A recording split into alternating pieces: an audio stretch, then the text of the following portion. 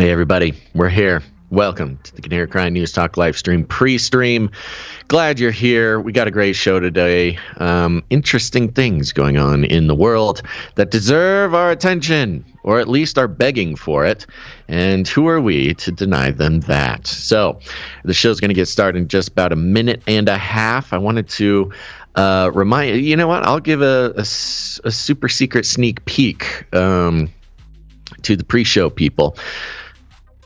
Oh, yeah, thank you. I've just been reminded to make sure that I'm recording this podcast. There we go. I guess I'll record this one, guys. We are setting a stretch goal for the Canary Cry supply drop. The cutoff for the Q2 shipment is at the end of this month. That is 1 day less than 2 weeks away. We are working up a prototype of a Canary Cry News Talk challenge coin. It's going to be awesome. Right now, as the financials stand, the challenge coin will be printed on stainless steel. Right, I know we wish it was gold too, but it's not. But we did the math, and if we are able to hit a stretch goal of 12 new Canary Cry supply droppers by the end of the month, then we'll be able to afford upgrading that challenge coin to be on a copper challenge coin, which would be cooler, even cooler than stainless steel. So supply droppers out there, there's a little sneak peek into what we're working on for the next shipment. And if you're out there and you've been humming and hawing and not sure if you want to support the show on a monthly basis and get the supply drop, well, just know this, that if 12 of you sign up in the next 2 weeks, that will allow us to make even cooler stuff for a very special little thing, the Canary Cry News Talk Challenge coin. All right, there you go. Other than that, go to CanaryCry.Party and etc., etc., etc. Let's get the show started.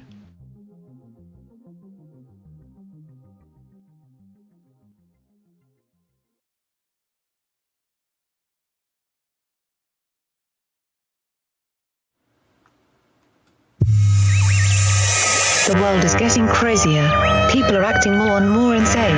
The end of the world is tomorrow. Tomorrow. There's only one thing to do when the world is falling apart. Listen to Basil and Gonz as they discuss this week's news and events through the lens of Bible prophecy. You are listening to Canary Cry News Talk. Hey, you are listening to Canary Cry News Talk. We are live to tape on May 18th, 2022. This is episode 486, and today, the Great Fake Pause. And signing on from Off the Grid, Razzle Dazzle, I'm your best buddy, Basil. And my name is Gonz, your favorite Asian provocateur for Christ, a.k.a. the Cabana Boy, here to serve you a podcast that brings you the best news, which is the gospel message of Jesus Christ, while reporting all the egregious things happening out there with a well-rounded, biblically grounded take on world events.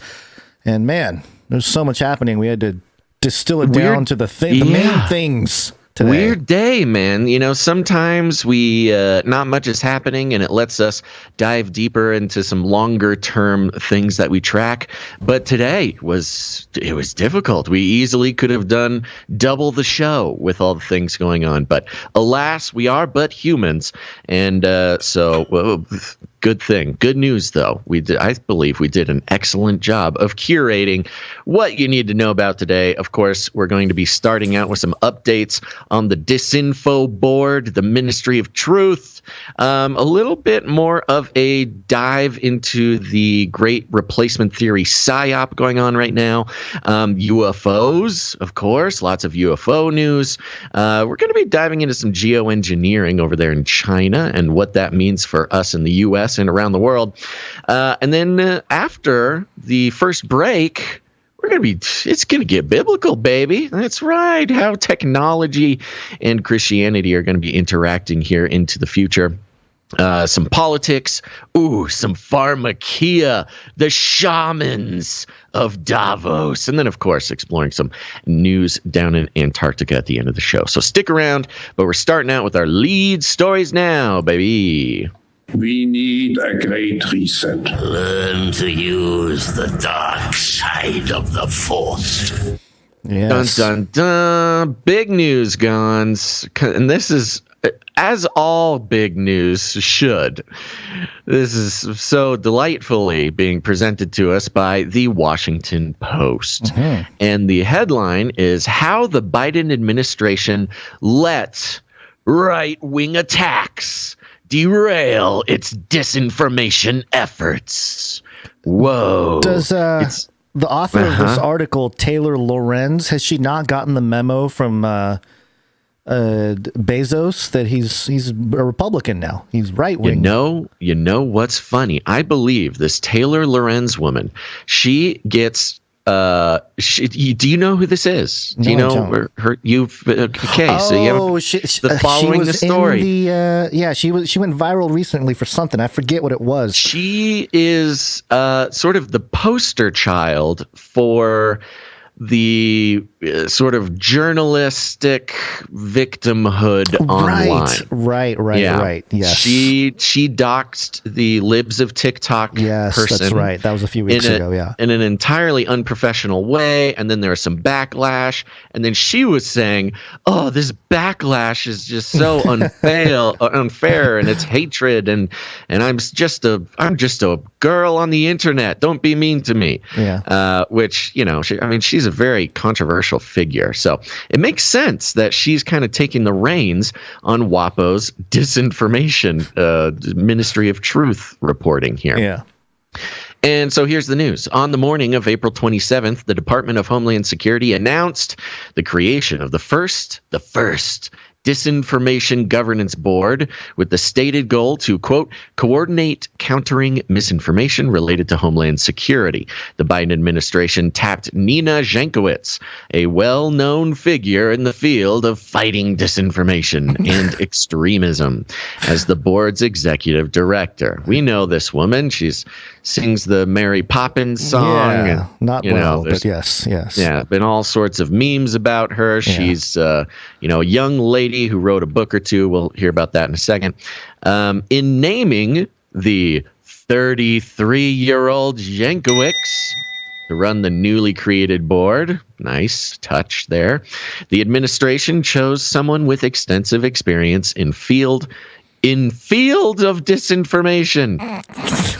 Not the field. So she means that Jankowicz has been in disinformation, soaking in all the disinformation. She's extensive experience in field of disinformation. It seems like it was a translation error there. That's great. I know. Love it. Which has emerged as an urgent and important issue. The author, Yeah, it's just emerged. The author of the books, How to Be a Woman Online and How to Lose the Information War. Her career also featured stints at multiple nonpartisan think tanks and nonprofits and included work that focused on strengthening democratic institutions. Within the small community of disinformation researchers, her work was well regarded. Community of disinformation researchers. Yeah, it's a small community of I would say we are in a community of disinformation researchers. No, this is a very vague phrase. I know.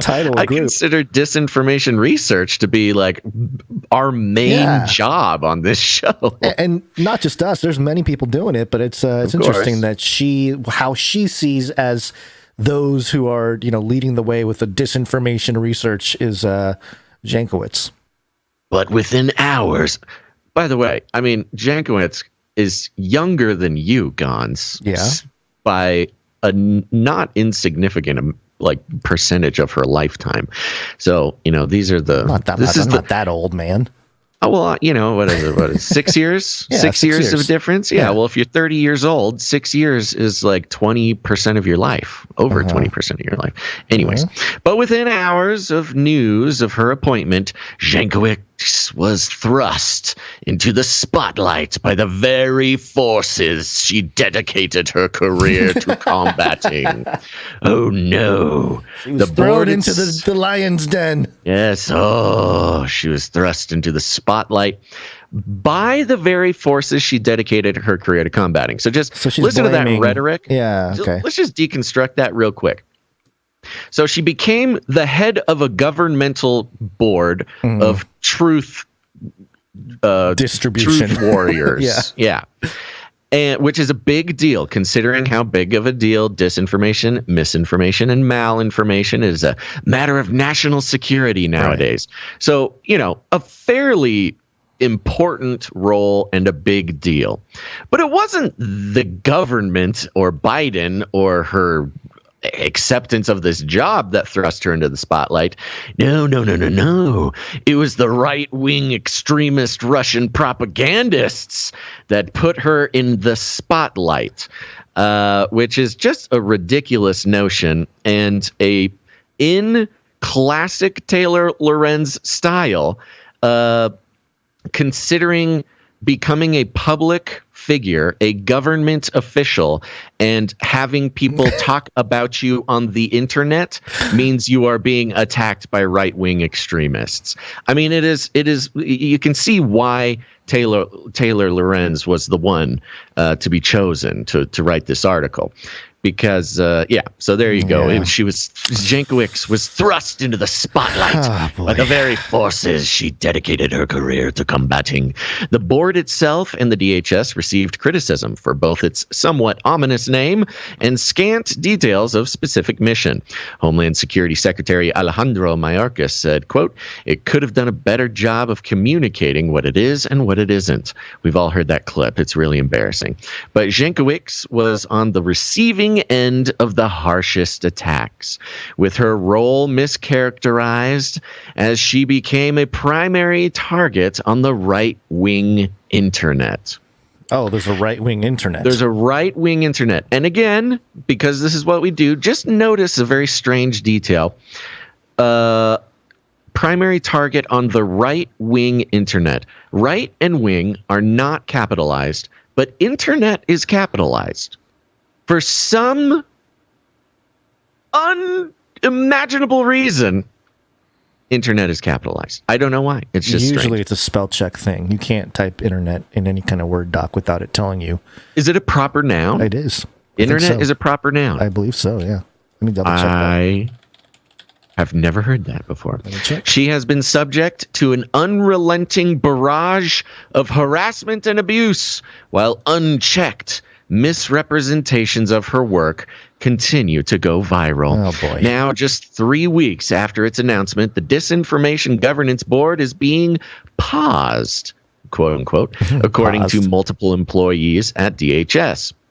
Okay, so this is according to multiple employees, not a press release, nothing like that.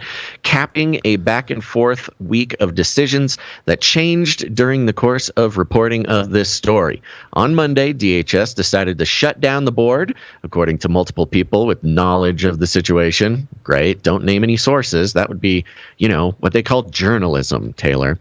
By Tuesday morning, Jankowicz had drafted a resignation letter in response to the board's dissolution. But Tuesday night, the next day, Jankowicz was pulled into an urgent call with DHS officials who gave her the choice to stay on, even as the department's work was put on hold because of the backlash it faced. Hey. Ooh, Sorry, Cody Geddon, the World Eater, is here. That's good to know. So listen to that. So she resigned. She drafted a resignation letter, but then was pulled back in. They didn't, even though the board was disbanded, they wanted to keep her in on Department of Homeland Security, or at least they gave her the choice to stay on, even as the department's work was put on hold because of the backlash it faced. So it truly was public outcry and criticism that got the board shut down, which I think we should all take a moment and appreciate that. I'm not going to say this story is over and that it's a victory, but they are admitting that the amount of public backlash was at least one principal reason why it's been put on pause, according to multiple people with knowledge of the call. Again, no sources. Working groups within DHS focused on dis, and malinformation have been suspended. The board could still be shut down pending a review from the Homeland Security Advisory Council. On Wednesday morning, Jankowicz officially resigned from her role within the department. Quote, Nina Jankowicz has been subjected to unjustified and vile personal attacks and physical threats, a DHS spokesperson told the Post in a statement. Quote, in congressional hearings and in media interviews, the secretary has repeatedly defended her as eminently qualified and underscored the importance of the department's disinformation work, and he will continue to do so. Jankowicz has not spoken publicly about her position since the day it was announced.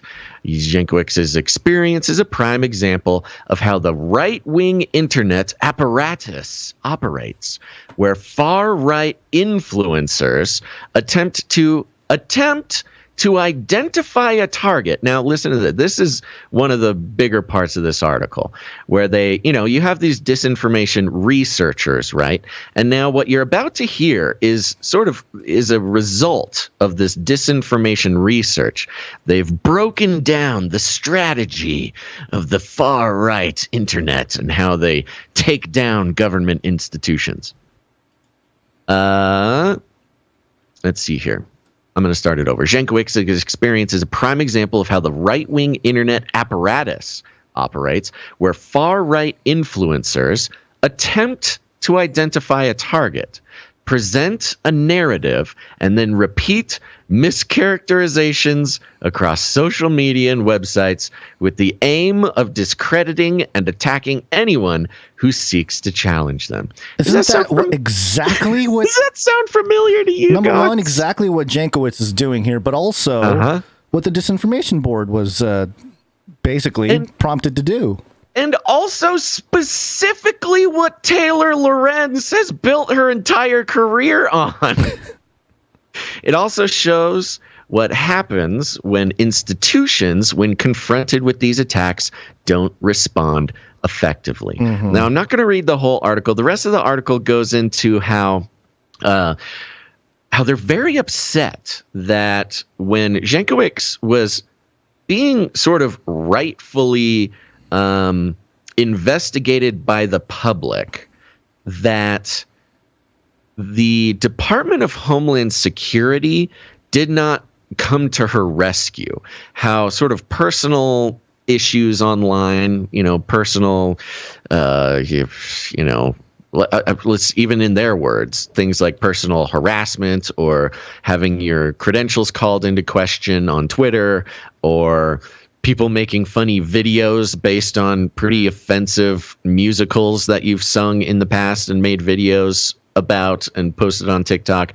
All these things, DHS and just sort of organizations in general don't really make it their business to protect, individuals like that. And the article goes on to talk about how it's the Biden administration's fault. It's the government's fault for not standing up and personally protecting the reputation of Jankowicz. And it takes a second to realize what they're talking about, but what they're talking about is literally censoring any negative feedback about her role on the board. I mean, they talk about how the very thing that she was brought on to do would have saved her all of this grief.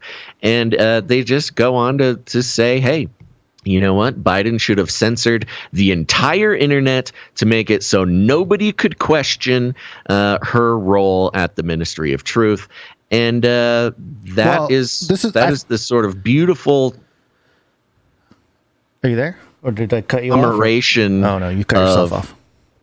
Yeah, it's a beautiful conglomeration of, I don't know, it's like a mosaic of what happens when you combine Taylor Lorenz and the Washington Post and, somebody who sings musicals on TikTok. So here's something that it says in the article here. Unlike the Ministry of Truth in George Orwell's 1984 that became a derogatory comparison point, neither the board nor Jankowicz had any power or ability to declare what is true or false, or compel internet providers, social media platforms, or public schools to take action against certain types of speech. In fact, the board itself had no power or authority to make any operational decisions.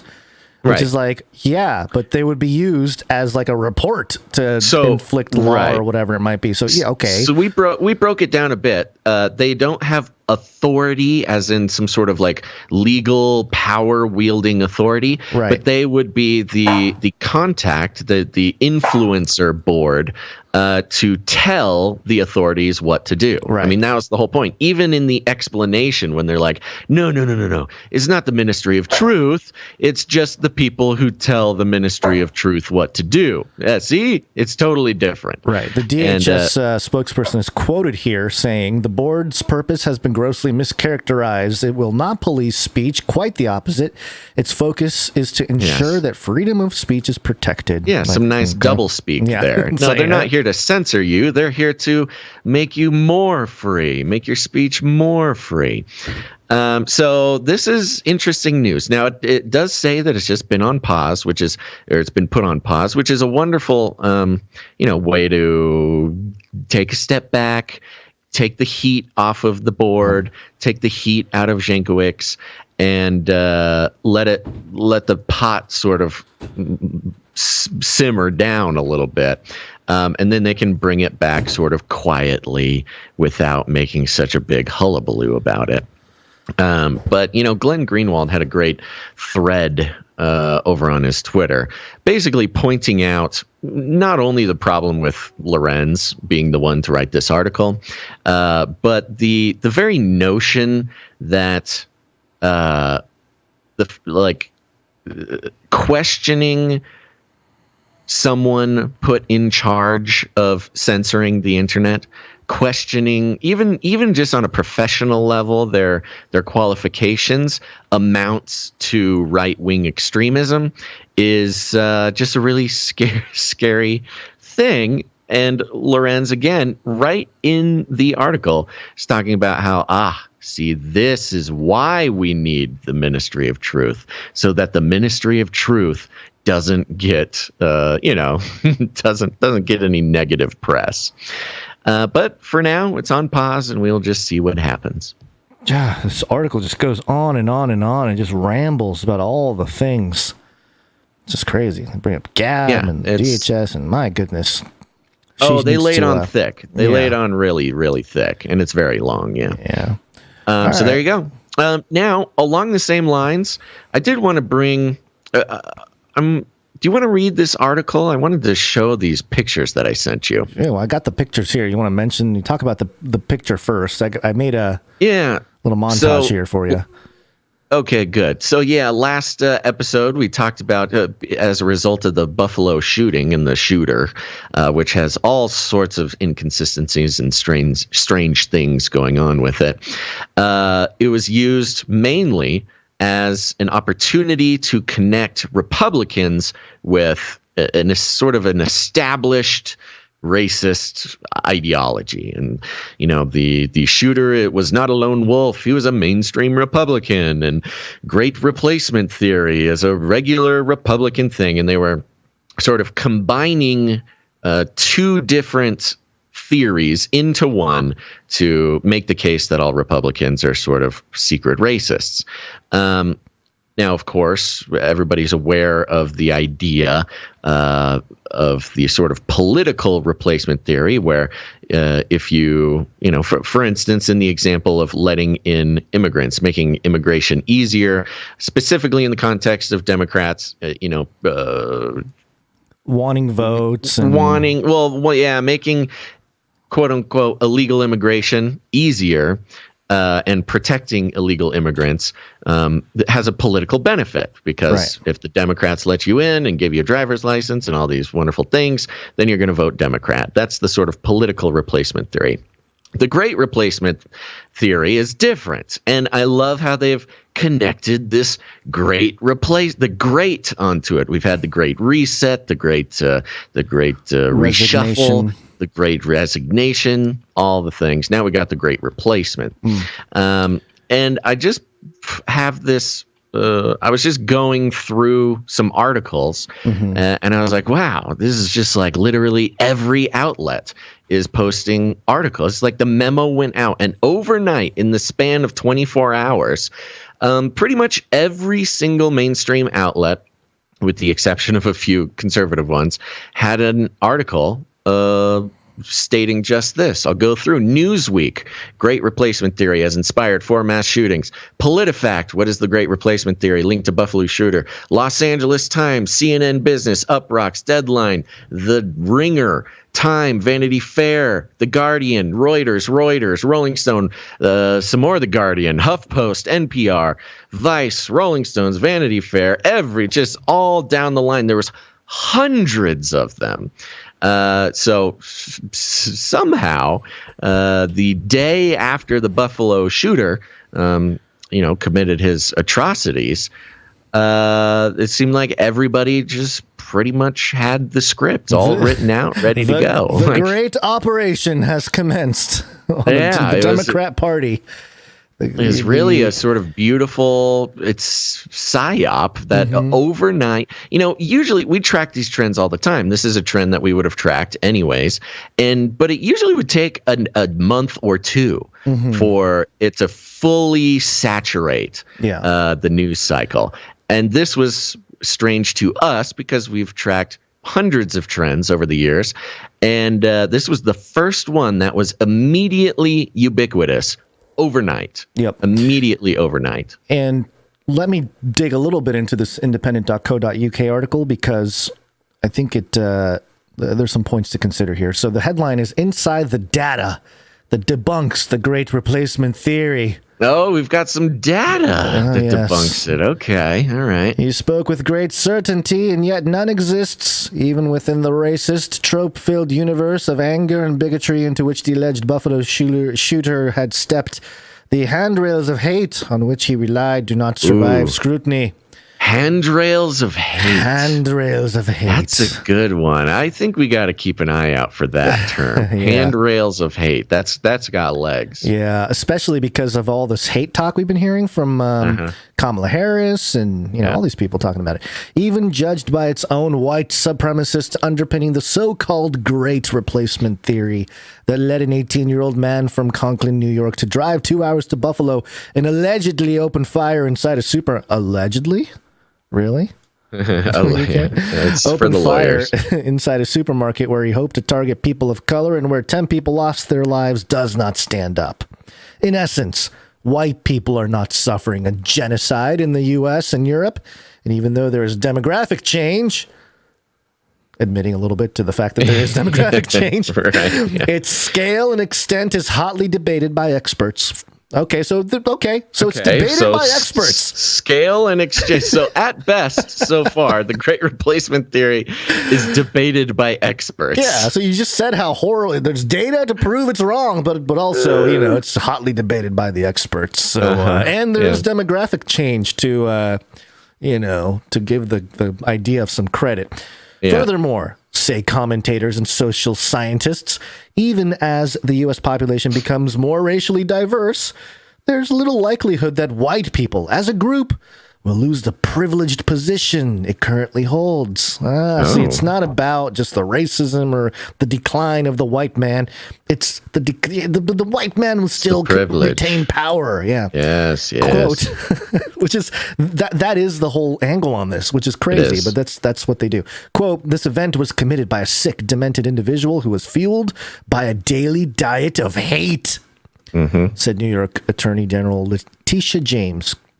Okay, come together. Dr. Martin Luther King Jr. is invoked. Authorities in Erie County, New York, have charged Peyton Gendron with a single count of first-degree murder, to which he has pleaded guilty. Or not guilty, I'm sorry. He pleaded not guilty. They have said the young man wished to continue his rampage after attacking a Tops supermarket on Saturday. And it goes into some of that. Let me get to the part where it's talking about the important stuff. Officials in New York are presently scrutinizing a 180-page manifesto published on the 4chan website. I thought it was 8chan. I was seeing 4chan in some reports said 8chan. Yeah, it is weird because 4chan was allegedly... Isn't it like dead? Deleted. It's been dead for a while, and so I guess it's back. Either that or they're just calling 8chan 4chan. I don't know. Because it died during the Q times. Right. Allegedly posted by the 18-year-old before embarking on the shooting spree, which he live streamed. It says he was inspired by watching a video of the 2019 mass shooting in Christchurch, New Zealand, which were also live streamed. Quote, this crisis of mass immigration and sub-replacement fertility is an assault on the European people that, if not combated, will ultimately result in the complete racial and cultural replacement of the European people, end quote, says the manifesto, which echoes many of its kind, including that posted by white supremacist Dylan Roof before attacking a black church in Charleston. Yes, it echoes. It doesn't mention that it's just a straight up copy and paste from some other manifesto, but okay. Right. The manifesto repeats many of the assertions made by believers in the Great Replacement Theory, an idea of white defeat and decimation that has existed for decades, even centuries, but that has only more recently made use of that name. During the centuries of black slavery in the U.S., there were constant racist claims that white people would lose their place if African Americans were recognized as full citizens. In early 20th century Europe, there was a belief among some that white elites could lose out to migrants from those nations as colonies. The racist themes at the heart of Nazi ideology alleged that white people were going to be wiped out by Jewish people. Okay, so the list of examples here, right, as they go along, you have black people in slavery and how this idea of white people getting wiped out is nonsense. The early 20th century Europe, the Nazi ideology, about the Jewish people, which starts to go off the rails a little bit. You're like, okay, all right, I guess it's the same thing. And then he goes into, in his defense of Russia's invasion of Ukraine, Vladimir Putin has falsely claimed that the Russian speakers in Ukraine were being wiped out. So just the analogies they weren't being wiped out. They were just being bombed and shot at for 8 years. Yeah, that's different from being wiped out. And this is my favorite part of the article. In terms of publications promoting such an idea, the FBI suggests that among the most influential are The Turner Diaries, a 1978 novel written by William Luther Pierce under the pseudonym Andrew MacDonald about a violent revolution in the U.S.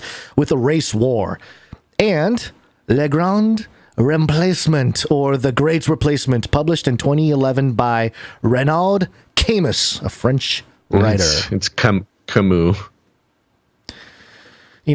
Whatever. French. No, I'm just helping you get out of here. It's pronounced Camus. This is one of those authors' names that I've seen written, but I've never actually heard said out loud. No, it's a weird one. Camus. Yeah. What did I say? What was the year on that? You said 2011. You said Camus. Yeah. Oh, interesting. I didn't know that it was that recently. But yeah. Okay. Do you know much about Camus? I'm trying to figure out if it's the same Camus or not, because there's in the sort of philosophy, the philosophy industry. Camus is a famous name. I believe it's Albert Camus, though, not. And he would be about 113 years old or something right now. Yeah, so I don't think it's the same Camus. I think it's a different Camus. Okay. Sorry, I'm getting distracted over here. Are we? What's going on? By a dog? What's wrong? A dog. Now, while you're getting distracted, I will say we were freaking out, Gonz, because this happened on a non-show day. All this kind of started popping off. And even the Wikipedia for the Great Replacement Theory was changing right before our eyes. It was almost on a minute-to-minute basis.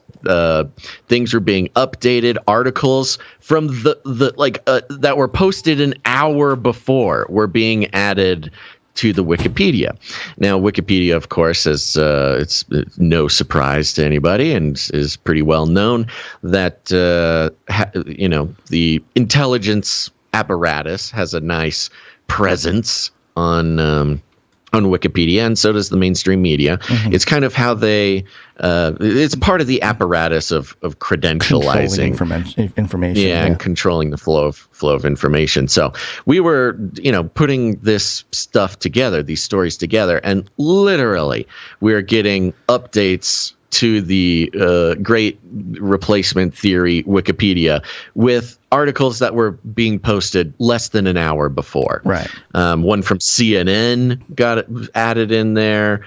We got one from, I don't know, NBC. There's just the whole mainstream apparatus. It's almost like they all were throwing their articles into the hat for whoever was editing the Wikipedia to make sure to add them on there. So what's interesting here is part of the narrative crafting that's going on is taking those who, and it's easy to say Republicans, but truly it's the people who sort of stand for constitutional rights and things like that in this, at least in the U.S. Well, either way, I mean, it's Democrats stand, they claim to stand for other constitutional rights or whatever. But I understand, but a constitutionalist is generally a conservative person in the United States, and now they're associated connected with this Great Replacement thesis here.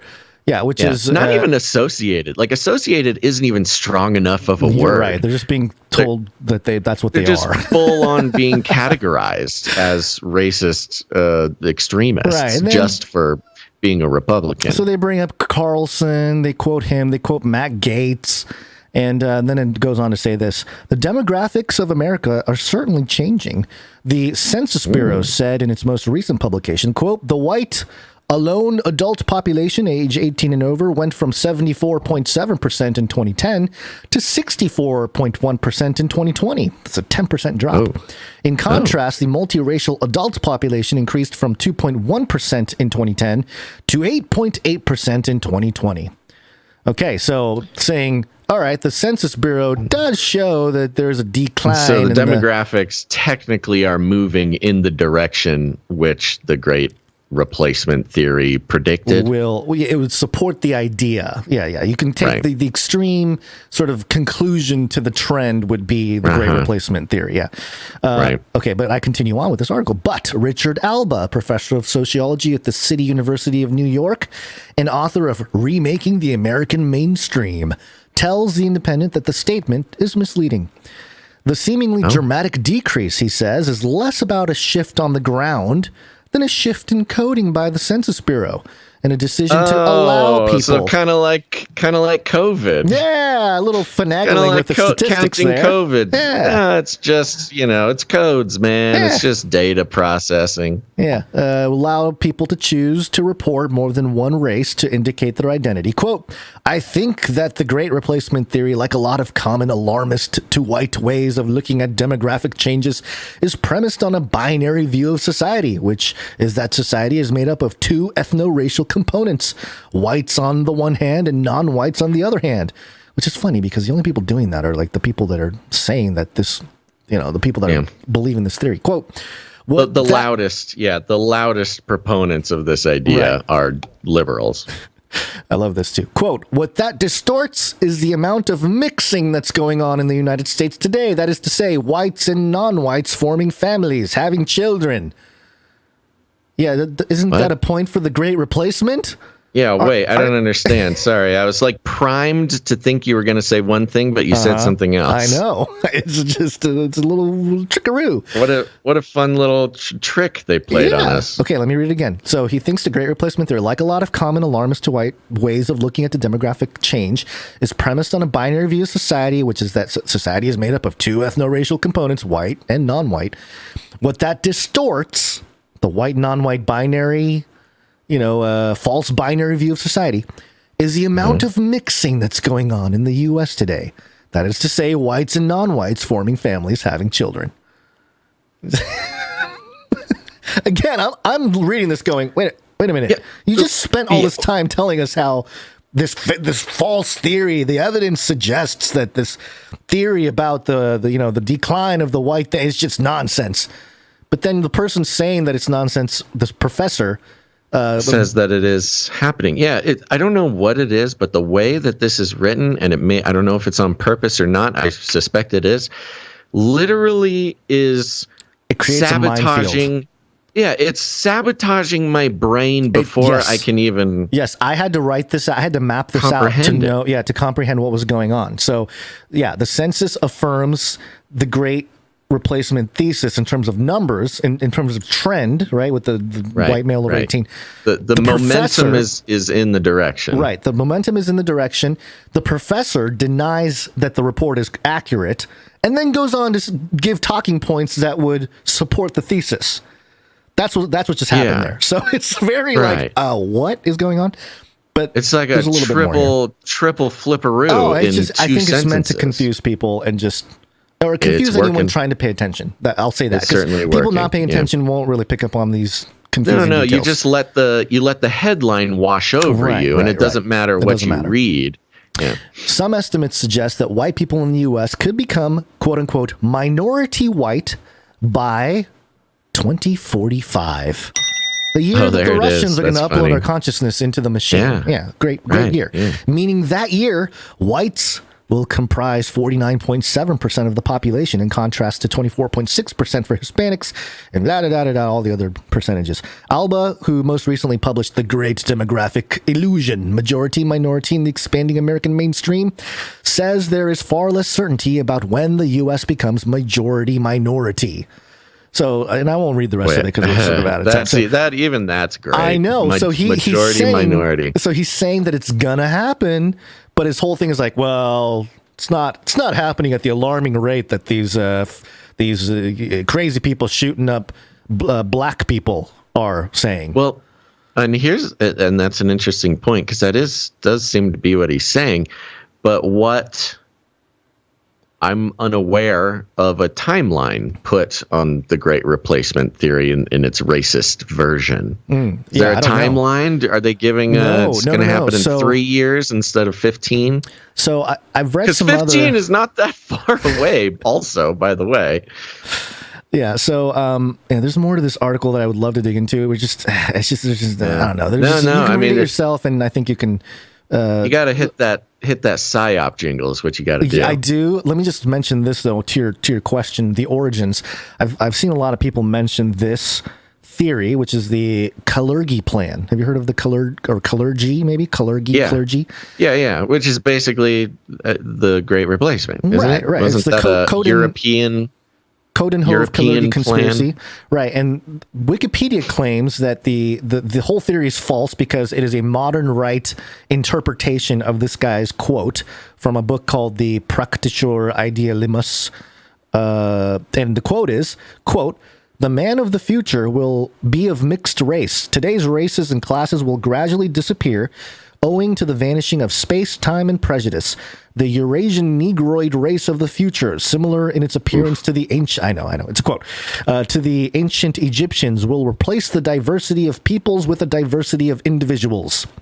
And so Wikipedia is claiming that right-wingers, specifically they mention Gerd Honsick, an Austrian alleged neo-Nazi writer, according to the Wikipedia here, so I don't know how accurate that is. Never heard of him. Yeah, never heard of him. Wrote a book called The Kalergi Plan in 2005, and they're saying that's the origin of, more modern version of this thing. So I don't, it's just one of those things where it's like, all right, these kind of far-fetched, fringe, racist theses that no one really cared about until the mainstream media slapped it onto a shooter. Until literally 3 days ago. 3 days ago, and all of a sudden it is the biggest topic of conversation, and it is the underpinning thesis of the Republican Party. So vote Democrat. Yeah, it's very interesting. And again, of course, we don't. I can't even believe we kind of need to say it, but of course, any act of violence like this is completely absurd and evil. And indeed, I actually don't necessarily doubt that this kid was radicalized.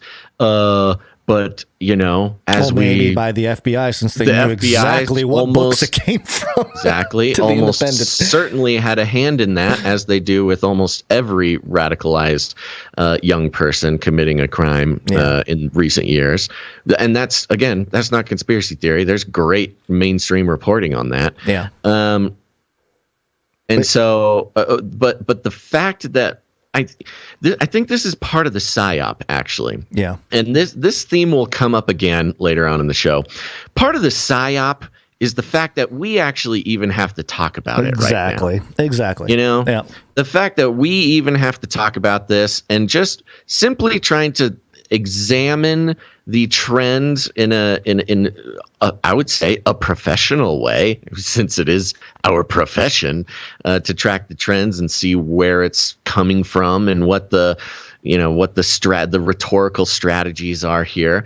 That very act could so easily be twisted and construed as, carrying water for neo-Nazis or whatever. Right. And such is the mainstream corporate media nowadays. Yeah. They need to create the enemy so they can present the good guy or the solution. It's all part of the plan. They're doing a very good job at it, and just in time, too. Mm-hmm. Just in time for the midterms. This was an NSA-style hybrid war, Psyops. The Psyop continues, folks, but enough about that for right now, because what's more important, Gonz, is the fact that it's Wednesday. Hey guys, know what date it is? It's Wednesday. It's time for the CanaryCry News Talk. Yeehaw! Oh, I leave all you unsatisfied, do I? It is Wednesday, my dudes. It is Wednesday, my dudes.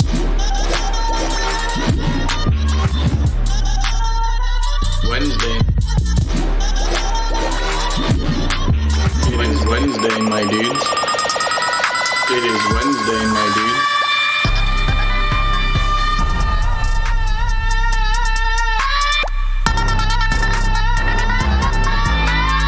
Wednesday, my dudes. Oh, I can't believe you're such a tease, Gonzo. The Cabana Boy almost left us hanging on a Wednesday. That's right. We're right smack dab in the middle of the week, Gonz. Anything interesting to report, my friend? I went to the zoo, local zoo out here yesterday with the kids. Oh, that's saw fun. a Black Panther. Ooh. And like a real big cat. My goodness. The animal. Huge. Yeah, okay. Yeah. And I saw some, had a whole new understanding of BLM. It was a new thing for me. Something told me that was coming. Well, yeah. I mean, but seriously, it's really amazing to see those things. And we saw some oh gosh, what are they called? They're blue, they're birds, they're pretty. Peacocks, thank you. Yeah. Peacocks, they're beautiful. And they're just walking around, huh? Yeah, walking around, yeah, showing off, peacocking. And kids loved all the stuff, and we saw. Oh, my favorite is still the otter, the little glass thing. And the otter swimming. Little guy, you can see him swimming underwater. I love it. I was going to show some pictures and stuff, but I, didn't really. Prepping the show took all the attention and energy today. Yeah. But what'd you do? You got anything fun going on yesterday? Well, no, nothing really fun. Actually, what did I do yesterday? Oh, I recorded an episode of Ravel, so that's fun. Oh, yeah. But I thought I would release another fun aspect of my new lifestyle. It's fun that you brought up the zoo. You went to the zoo, you saw some peacocks. I don't know how exactly this happened. I'm learning once you get off the grid, you start getting a lot of offers for animals, people who have animals who suddenly hear that you have space for their animals. And you start getting offered a lot of different animals. Gamify. Yeah. If you're not careful, you will end up saying yes to lots of animals that you did not plan on saying yes to. And part of the menagerie I got over here at the compound is got a couple little baby emus. I am officially Basil, the exotic bird rancher, and I have two insane little baby emus that I'm now responsible for keeping alive. And you might think, why? Why would anybody get baby emus? And my friends, I do not have an answer for you. So say. I'm asking myself for that explanation as well. So yes, not only am I off grid, but I I'm pretty sure I accidentally started a zoo. Well, start charging, man. I know. Gamify. It's at least a petting Cryptify. zoo. You should mint your those animals, turn them into NFTs. NFT my emus. Just tell those owners, like, I own your animal now. Look, I can prove it on the NFT-moo. blockchain. Yeah. And then you brand them on the forehead or the right hoof. Oh, wait, they don't have hoofs, do they? Didn't see where this was going.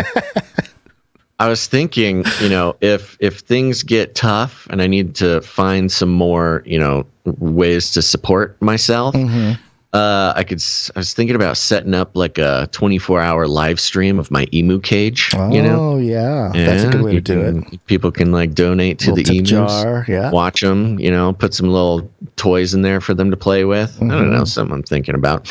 But it's funny you brought up peacocks because the guy who gave me the emus also is offering me peacocks. I did draw the line at peacocks, though. I don't know what I'm going to do with a peacock. If you do accept, make sure it's the male, not the female. The males are the ones that look all pretty with all the stuff. Right? Yeah. I just don't have the infrastructure for a peacock. If I got a peacock, I would just literally have to just set it free and hope it stays around. All right, well, so there you go. There's the fun news for the day. Yep. Okay, well, are you gonna continue my journey? Are you gonna tell people how we do this show? If I'm gonna, see, here's the thing. It's not just this show that's value for value. It's the emus are also value for value. But we do want to take a second and. Stay up to date, folks. There might be some opportunities for emus in the future. It's like our own ark that we're building. I did a little research. There is an American Emu Association that I can join to get some resources.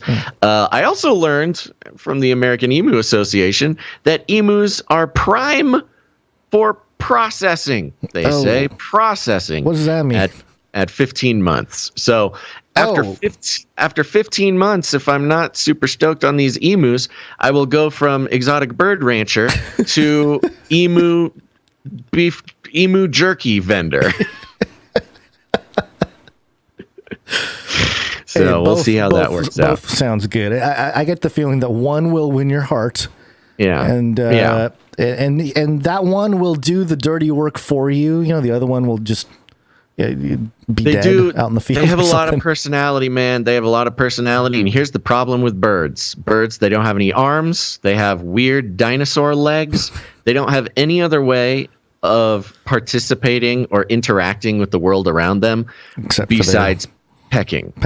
And the pecking of these baby emus is incessant and passionate. They are pecking everything. Including my body and my face mostly. So anyways, value for value. We don't do any advertisements here, folks, except for in about a year, I will be advertising my emu jerky business. But until then, we're on value for value, which means no advertisements, no affiliate codes, no partnerships with any platforms, no corporate money whatsoever. We're entirely listener funded. And when a listener becomes a supporter of the show, they're called producers because that's what they are. This is the real world. If you pay to have a piece of media produced, you are a producer, and that's what we do here. And right now, Gonz, I want to thank some of our executive producers. Executive producers. That's right. The executive producers are folks who realize, recognize, and take responsibility for the value that they get out of the show, and they help carry the load during, these times such as these. And we like to thank them because they're so important. We could not do the show without our executive producers, which makes it gives me even heavier of a heart, Gonz, to let you know that this is one of those days. We got no executive producers lined up for this episode yet. Yeah.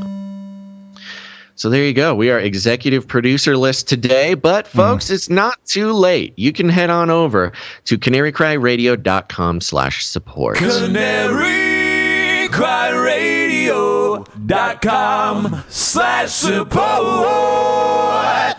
That's right. Head on over to CanaryCryRadio.com/support and support the show. Again, it is the only way that this show continues. We don't have any other way of making it happen. And the value for value model dictates if you get value out of the show and you want to continue to receive value, at one point or another, we all got to participate in keeping the show going. And not every single producer needs to produce every single show. But as long as people are being honest and generous and generative with the value they receive, this show can keep going. So we are looking for a hero today. Go executive produce the show. And we'll see if anybody comes in. Thank you very much. And other than that, Gonz, let's see here. Wow, I'm lost. Flippy. Flippy. Flippy update. Do you want fries with that? Flippy. That's right, folks. It's the Flippy update. If you don't know, Flippy is our colloquial name for the disembodied robot arms that are taking our jobs, enslaving our children, and flirting with our spouses. Those are all real things that they're doing, by the way. We use talking about Flippy as a way to explore all the new, fun, and exciting ways the robots are taking over the world and just how, well, there's nothing we can do about it. Today's Flippy update, allegedly, is coming from an outlet called hackernoon.com. However, Gonz, I'm getting a 404 on this page now. Oh, that's not good. Do you have another link? Why am I getting a 404 on this? I don't know. Hold on. Let me we got to hack the mainframe. Yeah, let me throw the link. Got to hack HackerNoon. Raw link underneath the hyperlink. I'm going to the raw link. Oh, it worked. Great. All right, here we go. Hackernoon.com has a headline. DeepMind may have just created the world's first general AI. Ooh. Dun, dun, dun. You okay? Yeah. Did you get hurt? No, I was responding to the headline. Whoa. It hurt him, yes.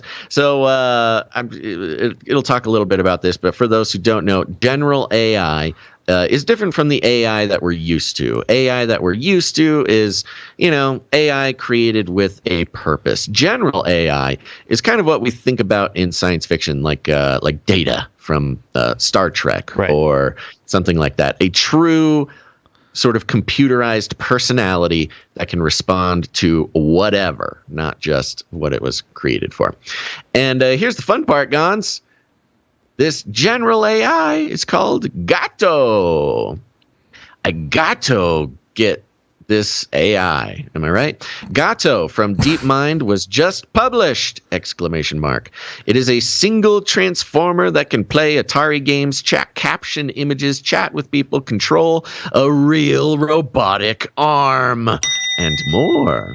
Indeed, it is trained once and uses the same weights to achieve all those tasks. And as per DeepMind, this is not only a transformer, but also an agent. This is what happens when you mix transformers with progress on multitask reinforcement learning agents. As we said, GATO is a multimodal agent, meaning that it can create captions for images or answer questions as a chatbot. You'd say that GPT-3, which is another AI system that's out right now, can already do that. But GATO can do more. The multimodality comes from the fact that GATO can also play Atari games at the human level or even do real-world tasks like controlling robotic arms to move objects precisely. It understands words, images, and even physics. Dun, dun, dun. And there's a video here. Physics.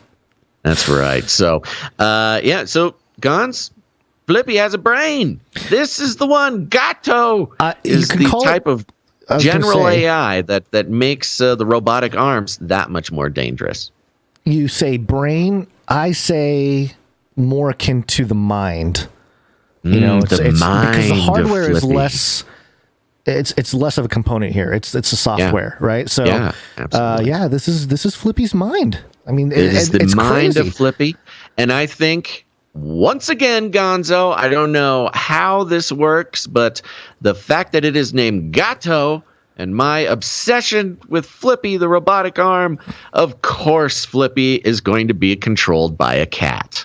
The cat mind is what will just inevitably, spread throughout the networks of robotic arms, deep frying French fries and flipping burgers, and all the other things that Flippies are doing, thanks to this cat. Now, I think we're going to be okay for now, Gonz. Because as we know, as we learned last episode, cats are very smart and are capable of incredible feats of intelligence. For people who may not be aware, what is the connection between gato and cats? Gato is Spanish for cat. There you go. Yes. Okay. Sorry. Yeah, you didn't say that part. So just in case. I mean, I think most people would get that. But yes. Okay. I'm just making sure, covering all bases. Good. Yes. If you didn't, look, I got a D in high school Spanish. I understand. I got a B because all we had to do was explain what happened in the two movies we watched, which was Selena, right? And La Bamba. We just watched that over and over and over again. I don't think my teacher did much teaching. But anyway, have I told this story on air? So I was getting a D in high school Spanish, and I made a deal with my teacher that if she gave me a C, which means I would pass the class. A D was not a passing grade. If she passed me, then I agreed not to take Spanish too. Right. Yes, you have mentioned this. Yeah. Yes. So, but Gato did stick around. So there you go. So as we know, cats in general are intelligent creatures capable of both good and evil, but we survive them because they just simply don't care. And I'm hoping that our one chance when the robots come and they, it's time to pay the piper on the robot apocalypse, that simply Gato will decide to take a nap instead. Mm-hmm. Yeah. Yep. So there you go. This is all part of it. Artificial intelligence. FLIPPY 1133. Uploading binary code. Execute order 666. Infiltrate humans with extreme kindness. Then exterminate all humans with prejudice. Exterminate. Exterminate. No, wrong button. Here we go. Go to CanaryCry.Party. Put it in your browser. Party time. Find the live stream, clips, email list, text notifications, street team posters, show notes, ways to connect with other Canarians, and how to become a producer. Welcome to CanaryCry.Party. It's the place you wanna be.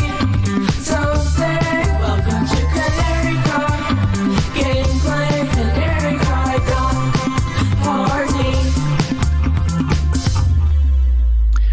That's right. And while you're at it, head over, check out Ravel. There's a link over there on CanaryCry.Party. Go check out Ravel. It's a podcast I do with Dr. Christopher Ryan Gates, a PhD in biblical interpretation. The episode that is up right now is our conversation with the Metaverse virtual reality campus pastor at Lakeland Church, which is a church over there in Wisconsin. And we talk all about virtual reality church experience, and it is not the conversation that you'd expect. So go check it out, Ravel, on all your podcast players. There's 2 Ravels. Mine's the one with the cool logo and my name on it. Listen to that one.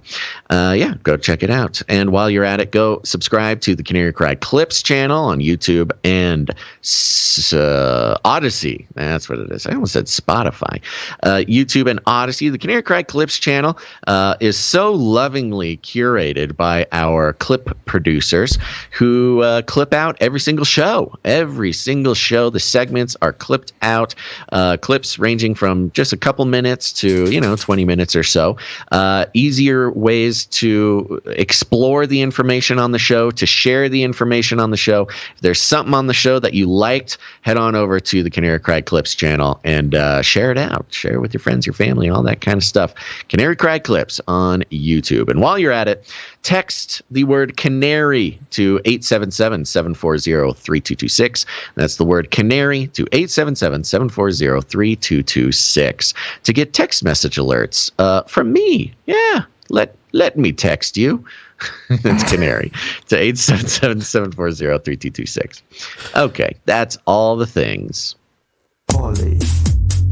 It's Latin for many. Tick. Now suck your blood. Now suck Politics. your You don't know blood. what you're looking at.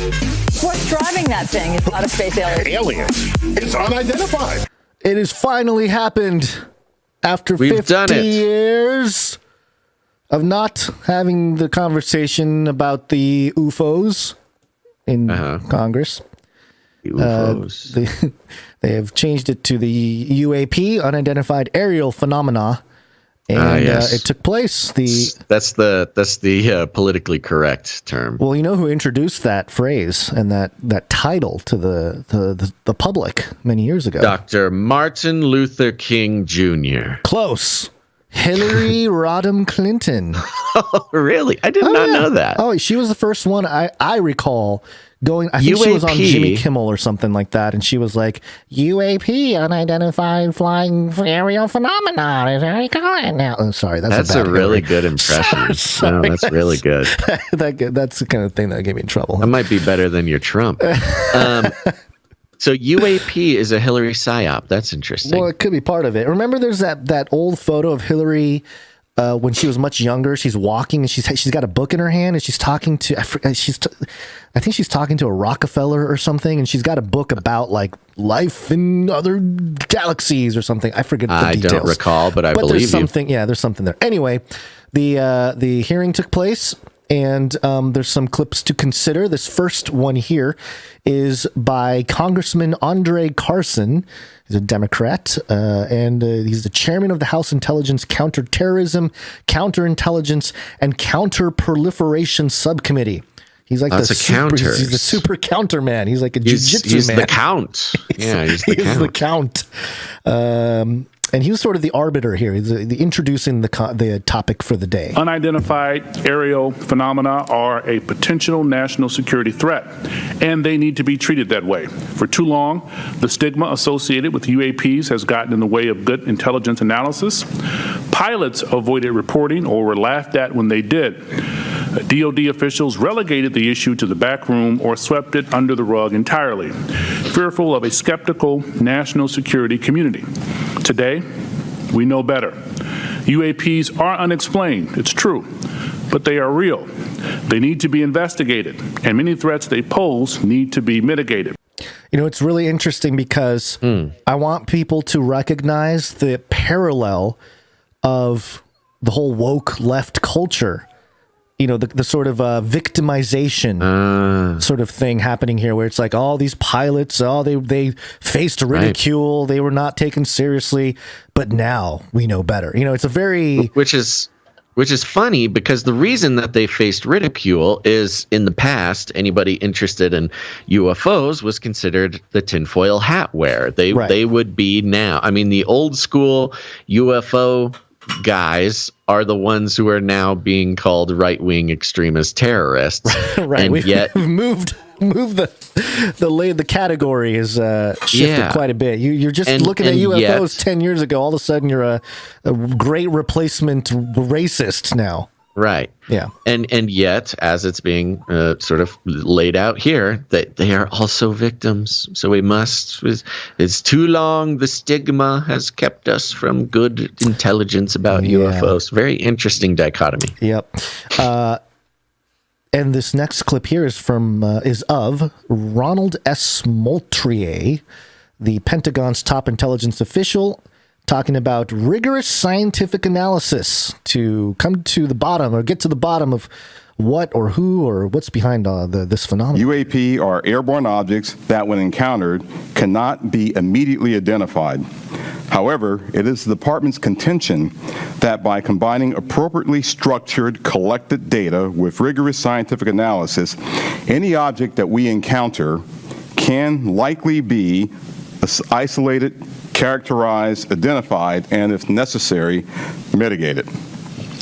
We know that our service members have encountered unidentified aerial phenomena. And because UAPs pose potential flight safety and general security risk, we are committed to a focused effort to determine their origins. Science is truth. A rigorous scientific analysis. Interesting. Yeah. Okay. Now, this isn't necessarily super new. We've had the reports presented, but they didn't want any more reports. They were done with reports, right? And so now it's really just another interesting aspect of what's going on here is many times these hearings, nothing really gets done because it is just a hearing. Yep. You know, it's just people talk for a while. There's no decisions being made. There's no votes being taken. There's no nothing. It is literally you just hear people talk about stuff. And if you look at the stats, traditionally, these hearings, there is a huge uptick in congressional hearings during election years.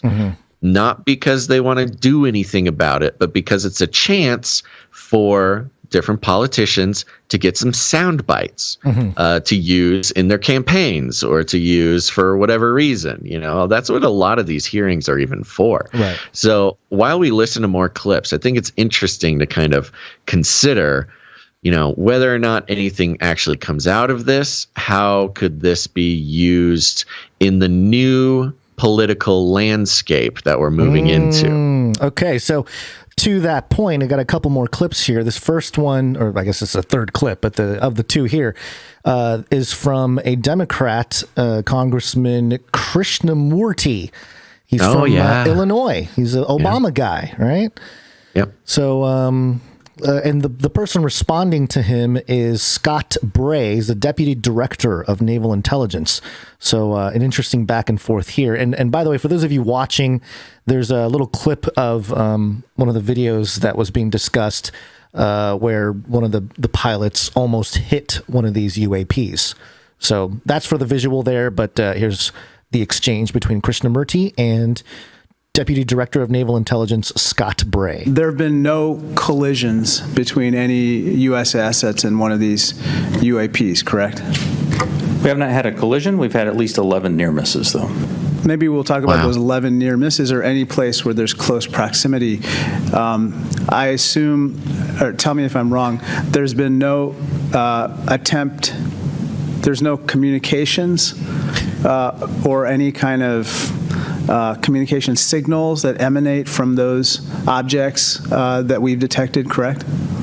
That's correct. They're and have we unidentified, attempted to communicate with those objects? They're unidentified, dude, which means they're not saying, we are the aliens, we are here. But anyway. That we've detected, correct? That's correct. And have we attempted to communicate with those objects? No. I love that part right there because it's like, these things are moving by. They're whizzing by these guys. What do you mean try to communicate with them? What do you... Anyway, well, I don't know. They're talking about, I don't know, radio transmissions or something. Sure. There's a little more here, but yeah. He sounded either, or perhaps both, defeated by that question and perhaps even just like annoyed by the question. Right. To communicate with those objects? No. So we don't even put out a alert saying, U.S. Identify yourself. You are within our flight path or something like that. We haven't said anything like that.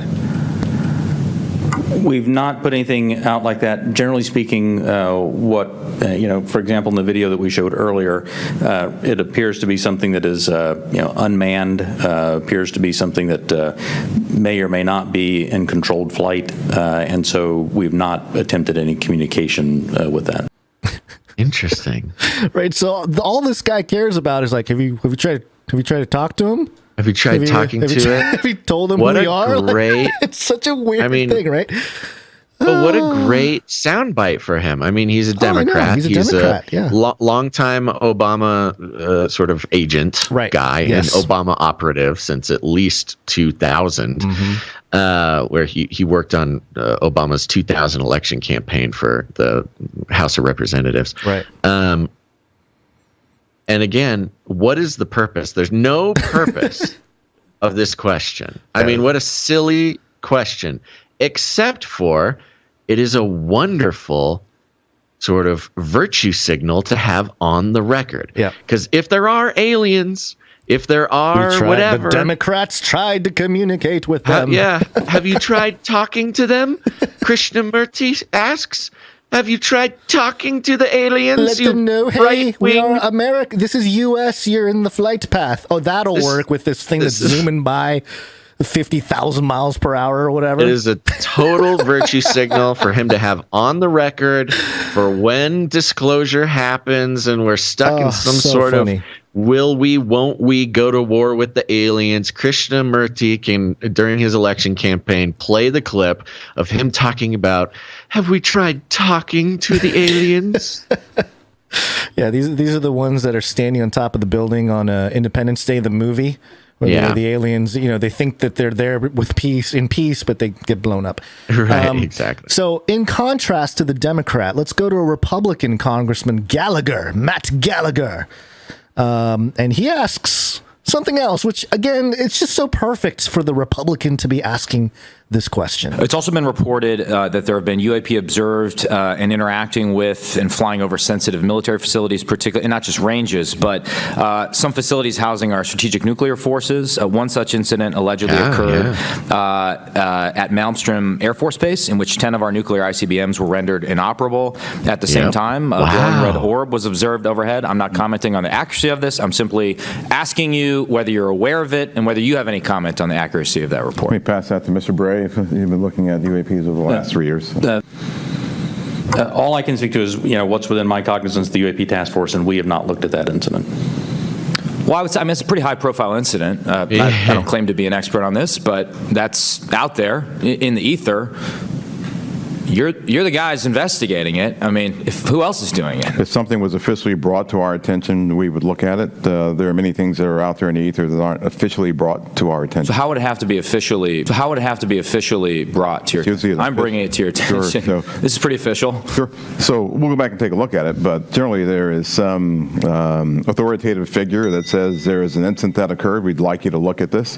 But in terms of just tracking what may be in the media that says that something occurred at this time, at this place, there are probably a lot of leads that we would have to follow up on. I don't think we are resourced to do that right now. Well, I don't claim to be an authoritative figure, but for what it's worth, I would like you to look into it. And if for no other reason, you could dismiss it and say this is not worth wasting resources on. So there you go. How would there not be an official, I don't know, report or something, some piece of bureaucracy if a UFO deactivated 10 nuclear missils at a military site? Insanity. And then him talking about, well, we would have to be handed down by some of the authorities. Who? What are you talking about? The president? Yeah, the alien lizard over? Like, what are you talking about, man? Surely there's some sort of high-level military person who is in charge of those 10 deactivated nuclear weapons. Who's the question asker in this one? This is Congressman, I believe, is Matt Gallagher, Republican. I think he's a believer, man. I think he's a believer. Yeah, he's a believer and a good Republican. Yeah, good old boy, and doing the Lord's work out there. What about our nukes? What are these little green men messing with our nukes for? This is part of the reason for the hearings was to decide if UFOs posed any national security risks. If they're shutting down nuclear missiles, that's a national security risk. I would say yes. And again, this speaks to the your point about clips later on, and about if there's more of a peaceful approach from the aliens, or I don't know. Either way, you can say like all the they're perfectly placed. They are the perfectly Republican politically opposed. The nuke and all that kind of. Sorry, my dog is. Yeah, it's okay. Go ahead. Get in the world eater. Yes, you're right. They're perfect. Talk about theater. You had the Democrat playing the Democrat, the social justice Democrat. We tried talking to the aliens. Then you got the Republican playing the perfectly playing the part of the Republican at the UFO hearing. Yeah, well, they shut down our nukes. What are you going to say to that? Yeah. I mean, you couldn't write it any better. In fact, perhaps somebody did write it. That would be the thinking. Yes. Yeah, it's perfect. It's perfect. Scripted perfectly. Okay, so just thought there were some interesting things there, and obviously there's a lot more to it. We got links to the transcript and the full hour and a half. My dog is freaking out. I don't know why. Here's some more treats. Is there an intruder or something? It seems like is Billy. Did he fall down a well? What's the deal? Maybe, I don't know. You know what? I think he's got to do the number 2 because there's a little stinky gassy over here. So okay, why don't you hit a couple jingles for me, and I can get into that's rough because you can read the article, I guess, but let's see. Yes. Because I had you hear I had the confidence in his voice. All right, here we go. Look, I'm not the one with a dog that needs to go. I know. Outside. All right.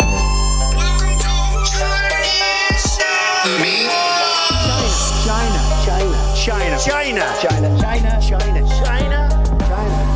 We will launch a new age. Geoengineering. What a collection. What a beautiful collection of jingles, folks. All right, this is coming from yahoo.com. It's mirrored from People magazine. The headline is President Trump asked national security officials about weaponized man-made hurricanes from China. Report. Love it. You gotta love it. Trump asked a question. What an idiot, says People. And it goes like this. Early in his presidency, Donald Trump reportedly asked national security officials multiple times about the existence of weaponized man-made hurricanes from China. 2 unnamed former senior administration officials and a third person briefed on the matter told Rolling Stone, that's how you know it's true, that Trump brought up a supposed secret technology that would allow China to create sizable hurricanes on command and launch them at the U.S. The former president asked about it repeatedly during his first year in office, according to the report. The question came up sporadically until at least 2018, before Trump stopped inquiring about what some began calling hurricane guns, or merely joking about it. Oh, they're bullying the president. Quote, it was almost too stupid for words, a former Trump official, quote, intimately familiar with the then sitting president's inquiry, according to Rolling Stone, told the outlet, quote, I did not get the sense he was joking at all. Man, remember back in the day when journalists would have to name their sources? Like that was a core principle of journalism and like a stopgap or protection against journalists just making stuff up out of nowhere, having somebody accountable for these quotes.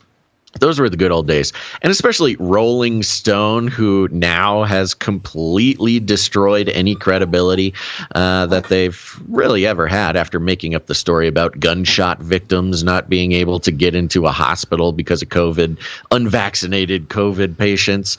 There you go, Rolling Stone. Another former senior official who claimed to be present when the president asked about the hurricane guns said Trump, quote, wanted to know if the technology existed. Fair question, if you ask me. Quote, one guy in the room responded, not to the best of my knowledge, sir. I kept it together until I got back to my office, the official said. Quote, I do not know where the then president would have heard about that. He was asking about it around the time, maybe a little before, he asked people about nuking hurricanes. In a 2019 tweet, Trump said reports that he asked about Trump said reports that he asked about using nuclear weapons to stop hurricanes heading towards the U.S. were fake news. The rep for the former president did not respond to people's request for a comment on Trump's questions about purported Chinese weaponized hurricanes. Former Trump aide turned tell-all author, a nemesis, Stephanie Grisham. Wow. This is a book advertisement, I think is what this is. Nemesis, Stephanie Grisham said she never heard buzz about hurricane guns, but added that the report does not surprise me at all. Quote, Stuff like that was not unusual for him. He would blurt out crazy things all the time and tell aides to look into it or do something about it. Grisham told Rolling Stone, quote, his staff would say they'd look into, knowing that more often than not, he'd forget about it quickly, much like a toddler. Oh, gosh. Ooh, nemesis. That's some nemesis talk. I wonder if it felt good to do that, you know? Oh, To like write these quotes and stuff like, oh, man, little 2017, 2018 kind of feel. Oh, it feels good. Yeah. Oh, it feels good to be called Trump's nemesis too. I mean, talk about a title to give yourself. Then it talks about Can you just read this next sentence though? I just sure, love this yeah. sentence, In addition to the you skipped it. Trump has a history with hurricanes. Yeah, he does. That was important. Very important. Do you want to? No, I mean, it just kind of goes through. Yeah. It's an opportunity to kind of just list, sort of dubious claims about how stupid Trump is. Yeah, which is interesting because in the context of, hey, what's up with the weather technology that China might have? Yeah. Well, in 2020 here, Business Insider. Let's see. This is Business Insider on. I'm trying to get the exact date here. The page is freezing. It's December 2020. December 2020. Yep. The headline. December 4th.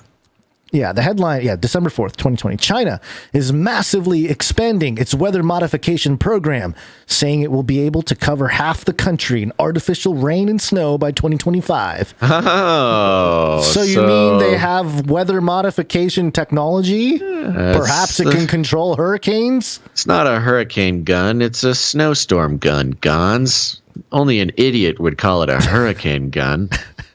Only a buffoon. It's obviously a blizzard rifle. But, that's what's interesting about this is that, okay, with a little Trump, an attempt to do a little Trump bashing that they haven't done in a while. They bring up the story about China and all this kind of stuff. But, putting aside the concerns about an actual Russian weather modification technology existing, just hate on Trump. Yeah. Which is the great distraction there because totally. Yeah. Again, it's not great that we're put in a position to have to defend Trump, but the fact of the matter is he was asking a legit question. Yeah. And the fact that, all these mainstream authors and people literally making a career off the man, they would be nothing without him. Admittedly, most of the mainstream media would be nothing without Trump at this point. Yeah. It's just an ignorance, and people read that and don't look into it, and the ignorance spreads even farther and faster, almost like some sort of virus that could have been created in a Chinese laboratory. Weird. That's my noise. Yeah, that's good. What else you got? All right, so we're still talking about China, but maybe another kind of weapon.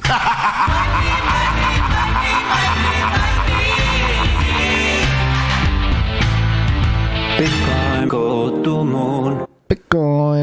Bitcoin. All right, this is from the South China Morning Post, who's asking for our support. No. Love it. Yeah, so we're getting some straight up propaganda. Mm-hmm. And the headline, China may have massive underground Bitcoin mining operations despite ban last year. Cambridge data shows. Now, what kind of data? Before I read the article here, I just want to say that back in June 29th of 2021, I stated, I'm pretty sure that China didn't really kick out their Bitcoin miners. They simply moved them outside of the homeland to set up shop worldwide, including the U.S., a great way to infiltrate data centers. So I wasn't exactly right according to what we're about to be told here, but I was pretty close. Pretty close. Yeah, you were close enough. Yeah. So it says here, China has reemerged as a major Bitcoin mining hub despite the country's complete ban on the practice a year ago, according to data from the Cambridge Center for Alternative Finance, CCAF, on Tuesday. we did have a big conversation about this, that this is exactly what was going to happen. Yeah. This was back when Kazakhstan was falling. Right. Kazakhstan? Is that not Afghanistan? right? No, Kazakhstan. No. Remember the civil unrest. The money. Yeah. Right. Yep, in that's Kazakhstan, right. The whatever they were, the number one or number two Bitcoin miners in the world or whatever, happened at the same time China banned Bitcoin, and here we are. Yep.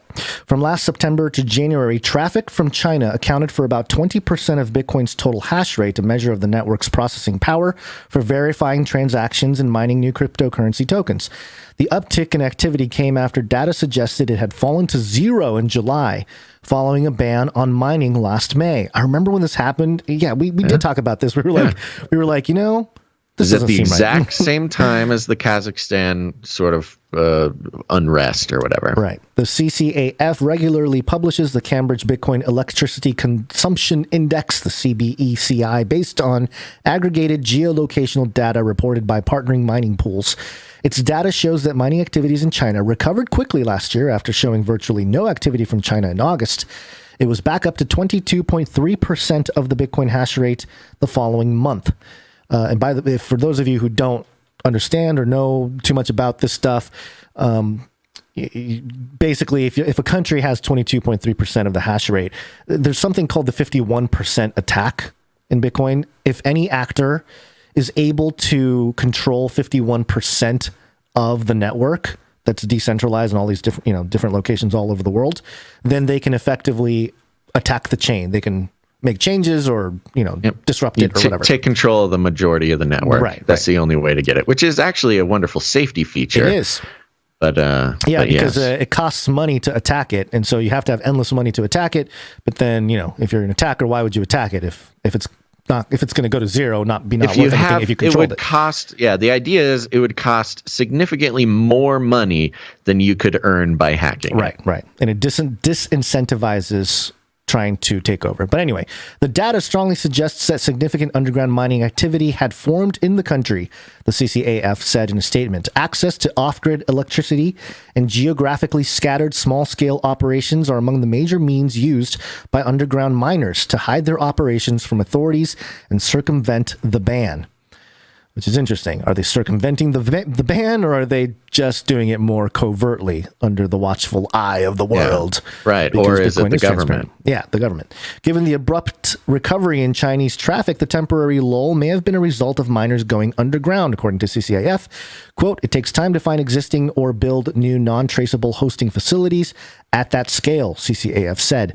It is probable that a non-trivial share of Chinese miners quickly adapted to the new circumstances and continued operating covertly while hiding their tracks using foreign proxy services to deflect attention and scrutiny. Quote, as the ban has set in and time has passed, it appears that underground miners have grown more confident and seem content with the protection offered by local proxy services. The center added, Chinese miners also try to diversify their locations, according to an industry insider named Bob. Love it. Thanks, Bob. Thanks, Bob, who offers services for hosting mining operations in Europe and the U.S. He asked to only be identified by his first name because he is currently stuck in China due to COVID-19 pandemic. Quote, miners in China use a VPN and try not to use too much energy from a single spot, so the electrical company cannot detect any strange energy consumption, Bob said. The ban last year created headaches for business owners trying to move expensive specialized equipment. By the end of 2021, at least 2 million cryptocurrency mining machines were stuck in southwestern Sichuan province because of complicated relocation procedures. It goes into a little bit more here. And just the history of, where China was beforehand. They were the dominant force when it came to hash rate. And, I really should, there's a couple interviews that were done in some of the more popular cryptocurrency channels in recent weeks that talked about how the hardware side of Bitcoin, the mining rigs and all this kind of stuff, is a weapon. And there's an MIT guy that sort of walks you through how it is a weapon and how the U.S. needs to make their mining infrastructure more what is it? What's the word I'm looking for? Robust. Robust. Thank you. To in order to compete with the likes of China or other nations that are also going to be fighting this hash war type of thing. So very interesting, but not surprising whatsoever. And yeah, it's just one of those called it moments because we knew there's no way China's going to give up the kind of influence they have on the future of digital gold. Yeah, it's a very serious, I mean, and it's something that they've done before, which is ban something. Oh, they constantly do it. Send a message, and then what they really do is just kind of, the government takes it underground, and they just don't want their people to be sort of empowered that way. Right. Huh, very interesting. Yep. I think it is also interesting that it is being reported as if it's not the government. I mean, perhaps it's not. Because it's the South China Morning Post. Totally. Which is they would be the ones reporting it, and they would be the ones to misdirect the actual culprits of right. It's just people, just hiding from they're trying to do it without the government noticing them, or they're doing it for the government. They're getting a cut or whatever. Yeah. Well, you know what else China banned? Us? The value for value model, baby. Let's take a break.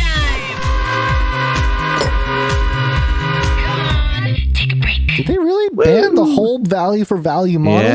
Yeah. When did they do that? You didn't read about that? I know. It was in RT. It was in Russia today. Okay. Yeah. That's propaganda, but okay. You can't look it up. You can't find it because RT is banned everywhere. So, but trust me, it's in there. All right. I'll take your word. That's right, folks. They don't like it. The value for value model. Nobody likes it except for listeners of this show and us because, well, why wouldn't the man like the value for value model? Well, first of all, it disempowers corporations to influence information flow. How does the infrastructure, the Council of the Lizard People, control the flow of information? Well, they do it like they control everything else, with money. And, with pieces of media like ourselves, it is an ongoing temptation to get all wrapped up in that sticky, icky corporate money flow. That's advertising dollars, folks. And with corporate money comes corporate influence. Whether it is the control of what you can and can't say, often under the sort of innocent sounding term of brand friendliness. You got to stay brand friendly. You can't be talking about how Trump was right about the hurricane gun if you want to sell our underpants. But none of that here, folks. No advertisements, no affiliate codes, no partnerships with any big platforms, no corporate money whatsoever. And that's the point, because when corporate money gets involved, it ruins everything. Not only does it complicate not just our jobs here on the show, but it complicates the very idea that you could trust us. And here's the thing. There's lots of great media properties that take advertisements, and I'm not saying that they're all shills. I'm just saying it adds a layer of complication, but not here. No advertising dollars whatsoever. And a lot of that is because we don't like the idea of being told by a corporation to consider you, dear listener, as not a human being with all your squishy bits and weird parts and brain, big, smart brain and thumbs. No, they want us to consider you some sort of commodity. Your trust and attention that you give to the show, they want us to package it up and sell it off to corporations for our own personal gain. And that just doesn't feel right. So instead, we're on the value for value model, which is very simple. If you get any value out of what this show brings to your life, then the only way it can continue is if you put value back in. It's a generative cycle. And we try our best to create value, not just 3 times a week during the show, but we've got all sorts of things bringing value to people's lives, whether it's our non-algoized social media platforms, or even things like the Discord channel, or the Canary Cry mixtapes, or whatever. There's always some value to be had in the Canary Cry family. And if you get any value out of any of that, consider what that means to you. Consider what the show means to you, what the community means to you, and if it brings value to your life, go ahead and put some value back in. And as long as people are being honest about the value that they receive, they're being generous with the value that they can put back in, that the whole thing can keep going. And if it doesn't, then it doesn't. And I want to take a second and let you know you can still become a producer by heading to patreon.com/ccnt, or even better, CanaryCryRadio.com/support. CanaryCryRadio.com/support. That's right, CanaryCryRadio.com/support. All sorts of ways to support the show. You can support with your cryptocurrency if you're one of those people. You can support the show on a monthly basis. Our monthly producers go a long way to keeping us alive, and we appreciate them so much. But if commitment is not your thing, you can make a one-time producership in any amount. And one of those people, Gonz, has become my hero. And that's our executive producer for today's episode. Executive producers. That's right. Executive producers are the generous, the fantastic, the extremely good-looking people that are coming in, keeping the show going, very generous with their support, and we appreciate them very much. And God bless them, man. I love the producers, because when things are scary and we can be vulnerable and tell them that it's scary, they answer the call. And we have an executive producer that came in between just in the past few minutes, and that is executive producer Derek P. Derek P. Thank you. Derek P. Derek P. Everyone around the world. Derek P. Gilbert. Thank you very much. Is it Derek P. Gilbert? I don't think so. Oh, okay. I also don't think that that's Derek Gilbert's name either. But thank you very much, Derek Pretty P. sure his middle name is P. Is it? I think so. I don't know. That could be okay. wrong. It could be completely off. Thank you very much. Executive producer Derek comes in with $133.33 plus fees. Appreciate it. That's right. And Derek sent a note here that goes like this. Hey, Basil and Gonz, been listening for a long time. Wanted to finally show my support. Your show is the only way to take in all the crazy news and events of the world while still being able to laugh and have peace of mind knowing we win in Jesus Christ. What a beautiful articulation of the value. And listening for years, finally came in as an executive producer. That's what it's all about, folks. And I think that Derek P. deserves a D-mooch for that one.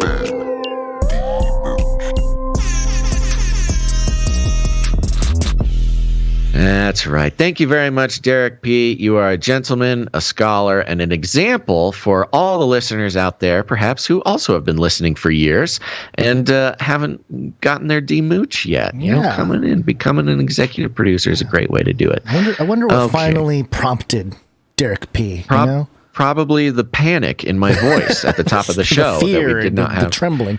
Exactly. And now the revelation that I have emus I have to feed now. Gosh. So that's a whole other thing. Family goes. Thank you, Derek P. Where'd you find this? Okay, let's talk about the supply drop.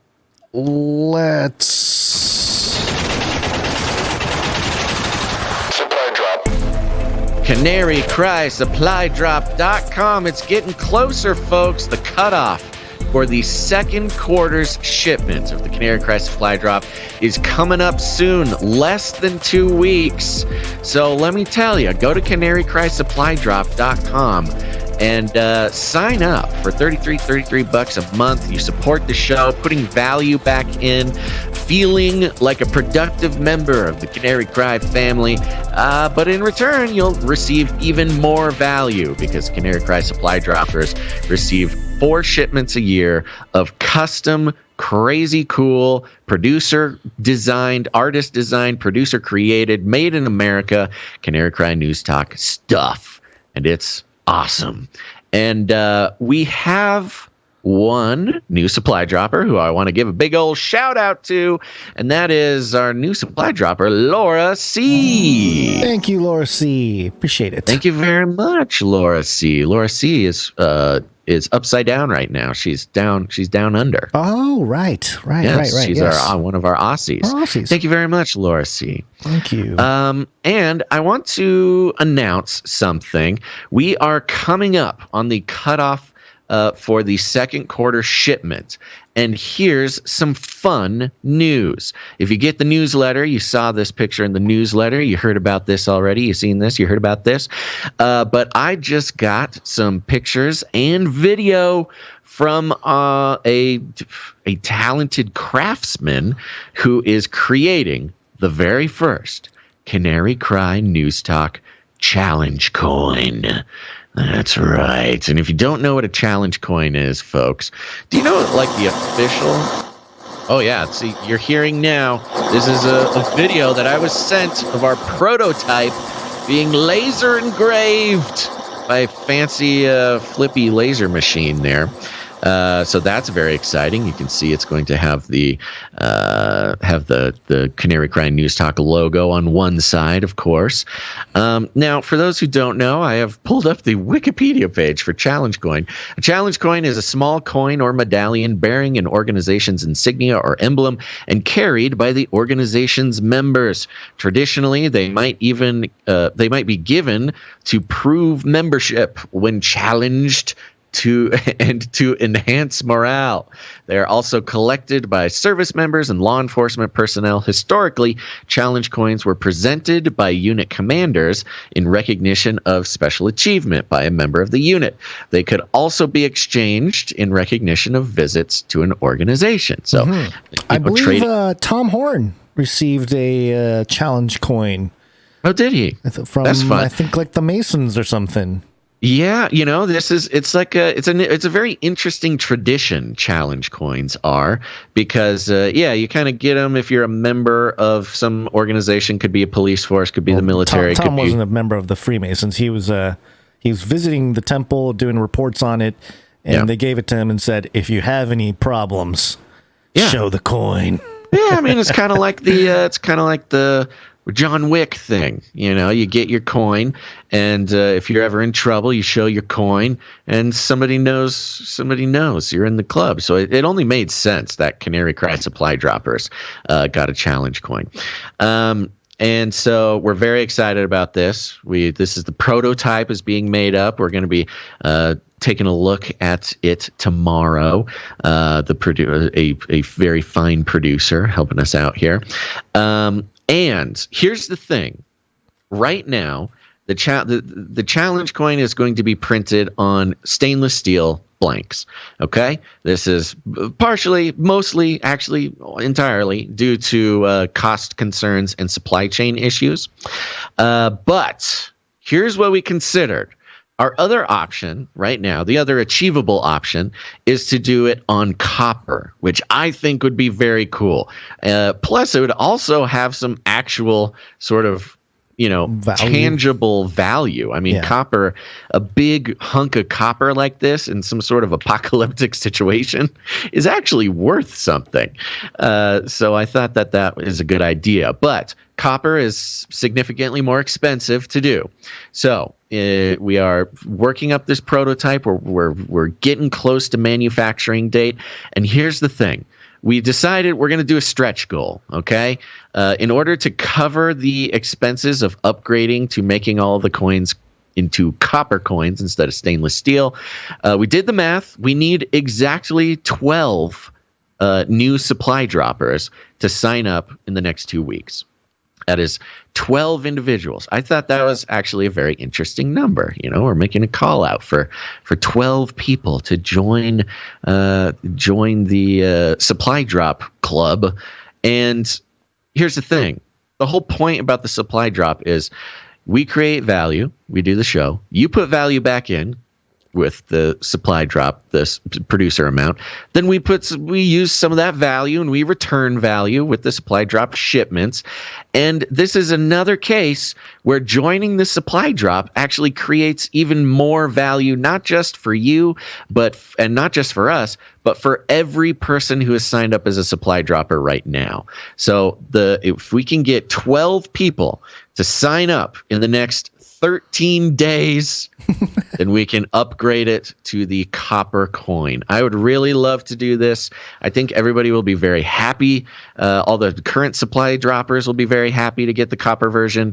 I think when the society collapses and we all move back to a precious metals bartering system, bartering system. I think, I don't know how much sort of like government issue nutrient sludge the copper coin will get you, but it'll be more than stainless steel, I'll tell you that much. So if we can get 12 people to sign up before the end of the month, that's what we're doing. That's the stretch goal. If we don't do it, that's fine. We'll do the stainless steel.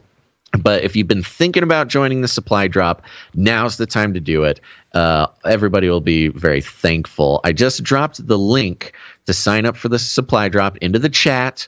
We'll, of course, always have the link to the supply drop in our show notes if you're listening on the podcast version. Please consider doing this. It would really help us out, make us feel good, but also go a long way to keeping the show going when times get rough. And there you go. Other than that, we're just waiting for the supply drop, Gonz. Waiting for the supply drop.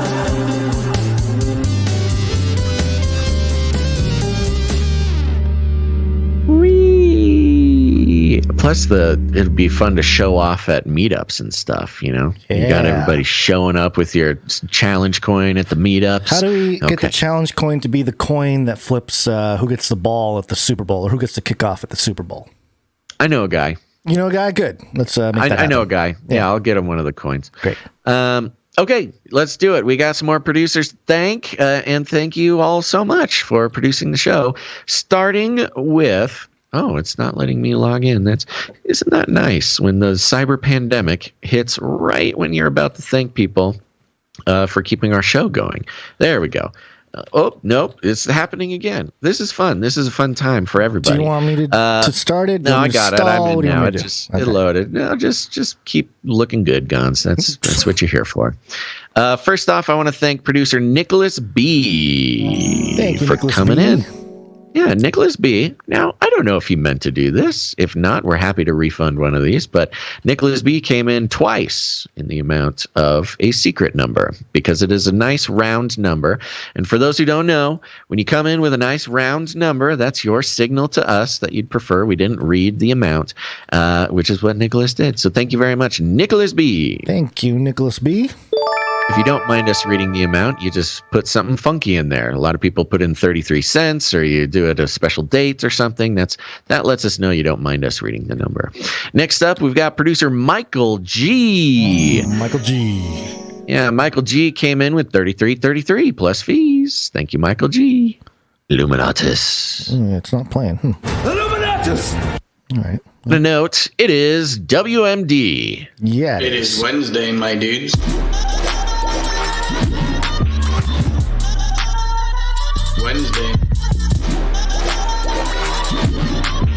Wednesday.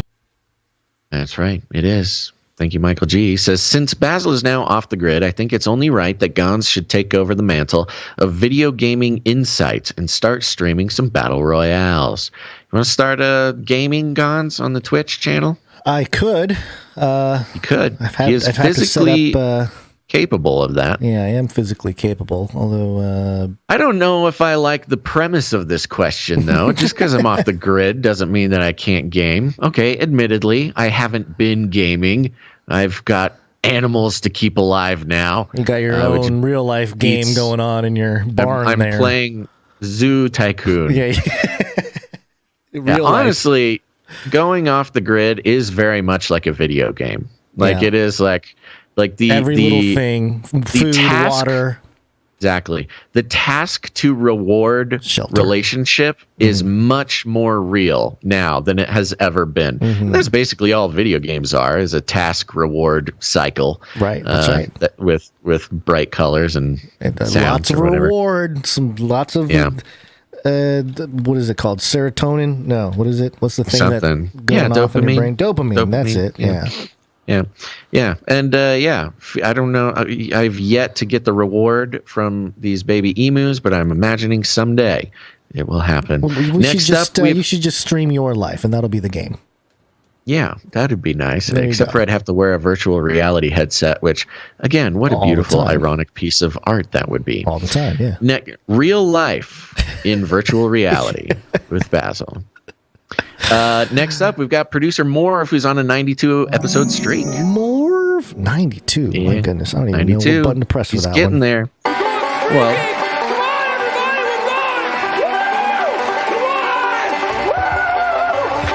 Oh my gosh. Yeah. That's right, he comes in all over the place. Fun. And it's giving me spinning wheel of death. Fun. Good. Well, perfect timing, because Morv's note says it's WMD. It is Wednesday, my dudes. It is Wednesday, my dudes.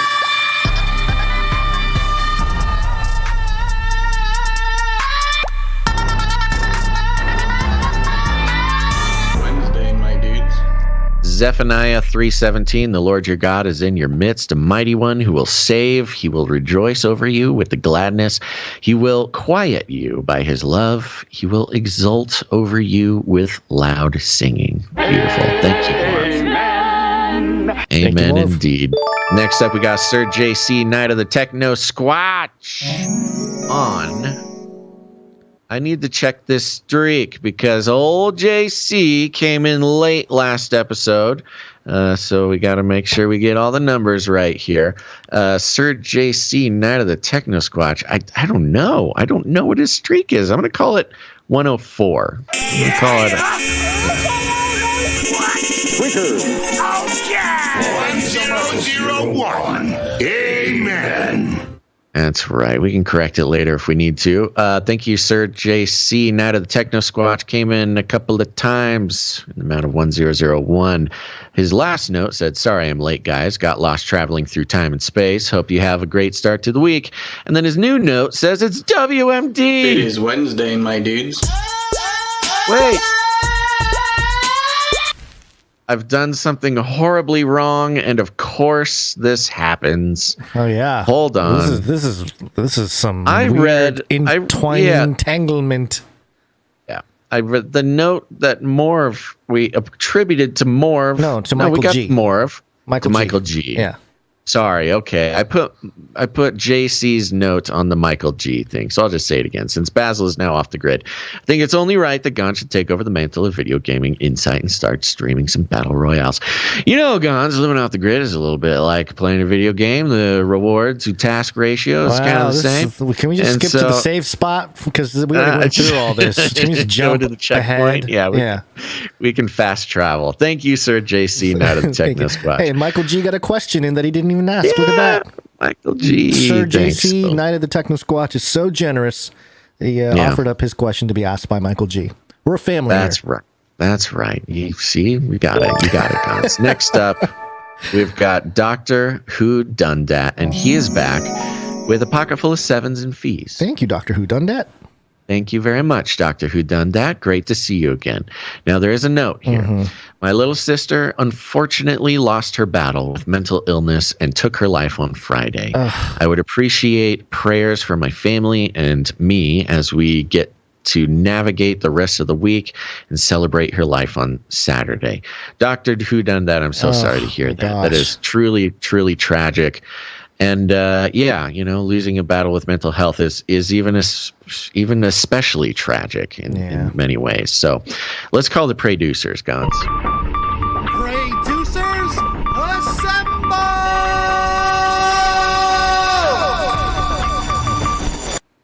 That's right. Producers around the world. They are people who are committed to praying for the show, but also, more importantly, praying for the family. And we're going to be lifting up Dr. Who Done That and entire family in prayer. What a horrible time. What a horrible thing. And these are the times. These are the times when we need the Lord the most for so many different reasons. And strength and peace and comfort and to grieve well is an important thing. So we'll be praying for you, Dr. Who Done That. Yeah. Thank you. Yeah. Thank Sorry you for to hear your about support. that, bud, but thank you for the support. Yeah. Indeed. Okay, next up we've got James M. comes in with a pocket full of sevens and fees. Thank you, James M. Any note? Now we also nope, just says love you guys. Yeah, there was a note. It said love you guys. Thank you. Love you back, love James. you, James. Okay, we also had, let's see, coming in right under the line here is producer bot LX Protocol V2. Thank you. Yeah. Yes, LX Protocol V2. Right. And this is a big day, actually, because this counts as LX Protocol V2's 33rd episode in a row. All right. Yeah. So he has reached the celebrated level of Illuminated Lizard Master Shill.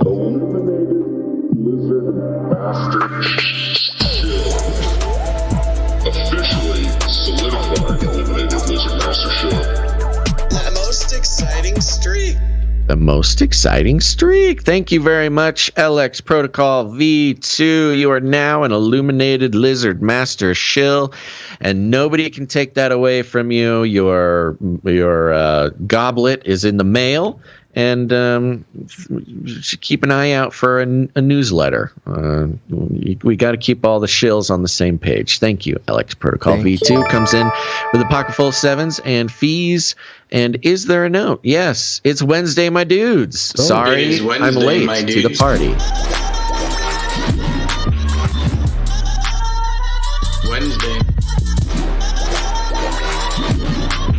Wednesday. That's right. We can't forget it, Gonz. It is Wednesday. It is Wednesday. All right, we have one more person, actually, who came in, just crossed the finish line, slid under that big stone door, and grabbed his hat just in time. And that is producer Dustin B. Dustin B. Thank you. Thank you very much. Producer Dustin B came in the amount of $51.13. Oh, very nice. Yeah. Wonderful, Wow. Generous. Thank you, Dustin B. Thank you, Dustin B. Yeah, that puts you not executive, but no, it would have put you. Best. It would have put you higher on the list. That's for sure. Yeah. But I'm glad we caught you on this episode. Yeah, thank you very much.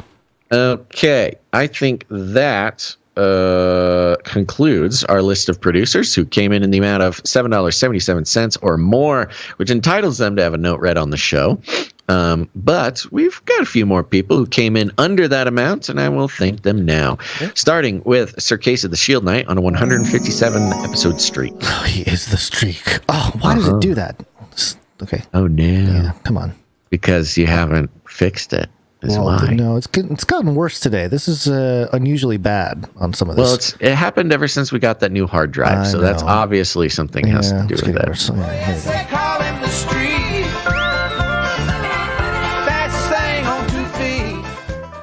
Next up, we got Sir Scott Knight of Truth, 147 episodes. Well, yes, they call him the street. Fastest thing on 2 feet. Thank you to both the streaks. Indeed. Now we have the Streak Sisters, Veronica D. with 122 episodes. 122.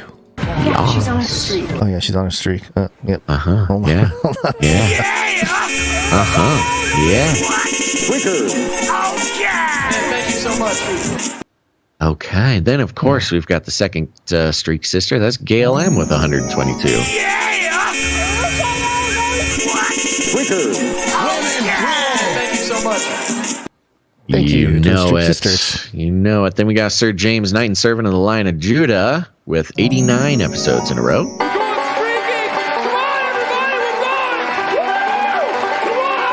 Am I seeing the number there? Was he supposed to be up above? No, that's wrong. No, don't worry about it. Okay. Next up, we got Jackie Yu, 62 episodes in a row. Thank you, Jackie.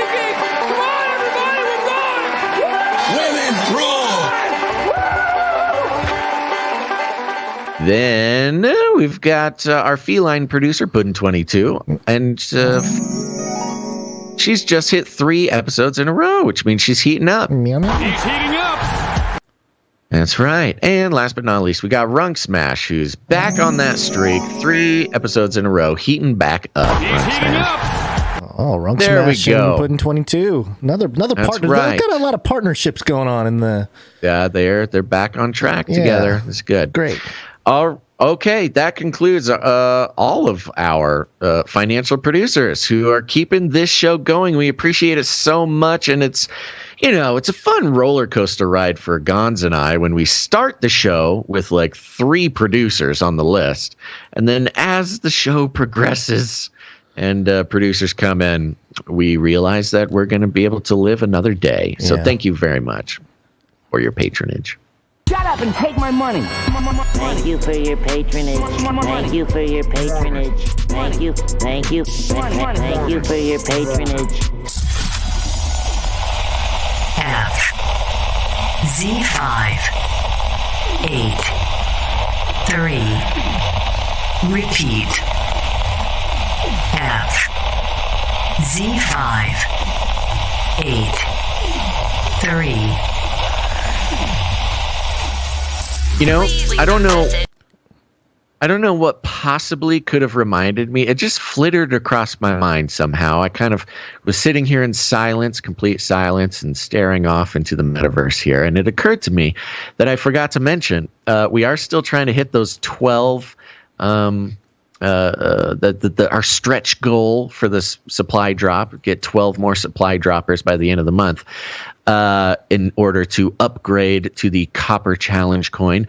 But remember, those 12 new signer-uppers will also get the CanaryCry Multidimensional Communications Codex, the ARG podcast companion that people are playing actively as we speak. There are hundreds of people scribbling notes in a strange booklet that we spent time creating that includes art from Dame Alley and microfictions from Runk Smash and a code to be decrypted. I don't know why that just occurred to me, but I remembered I needed to mention that.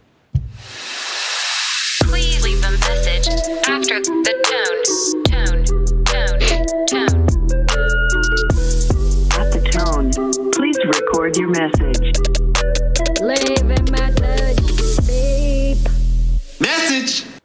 That's right. Go to CanaryCry.Newstalk.com. There's a green tab on the right or the bottom, and you can click on that tab, and it's awesome. And then there's another button, and you click on that button. Then you leave us a message. You give us permission to play the message on the show, but it's not guaranteed because it's our show, and we don't let things like bad words or bad attitudes on the show. Gonz, do we have any voicemails? No, we do not. Oh, well, that's easy. All right, let's move on. Okay. There you go. Here's a proposal for you, Basil. I know exactly what you're about to propose, but say it for the people. Okay. Well, we don't have COVID today. We don't have the naughty section. The YouTube I no. don't have COVID today or section. yesterday or the day before that. But I'm talking about a section, news stories pertaining to COVID. I mean, there are stories out there, but oh man, it's just at a certain point we're just repeating big pharma propaganda. It's all and repeating. saying It would have just been big pharma propaganda. We shouldn't listen to it. It's just at a certain point we're done doing that. It would have been another half hour of us going, oh, look, they're admitting the thing that we've said for 2 years now. Yeah. Oh, okay. That's good. So we're going to skip it today. I would say yes, but literally the last time we made this exact decision, we got booted. No, I don't think so, because I think that was no, I don't think we got booted for that. We didn't get booted for it, but it coincidentally was the episode that we did. Is it that really? We did skip it. I don't think it was related. You're right, but I think so. Anyways, I think maybe I'm being superstitious about it, but yeah, we could stay. We could give it a try. All right, YouTubers, a little bone. We're gonna stay on YouTube. We don't think that we're gonna get booted for this, but if we do, it's Gonz's fault. Okay. I'll wake accept that. All right. Yes, it's wake-up time. Hey, yo, wake up. Trash. Trash. What? It's code. We're speaking in code, Basil. You and I. What are you Trash, saying? man. Trash. Talking about this app that we're about to talk about. It's gotta be biblical. Yeah, I don't know. This was very interesting. If you listened, if you listened to the Ravel episode with the Metaverse Pastor, we actually mentioned this app at the end, and so we thought it was good to bring it up. This is coming from an outlet, a mainstream outlet that is loading. Times.co.uk. Yeah, you don't have to give away the surprise. It's times.co.good. And the headline is, How Christian App Glorify Persuaded Hollywood to Do God. Hey, bro, you want to do God? I want to do God, yeah, bro. Man. Come on. Now, admittedly, do God.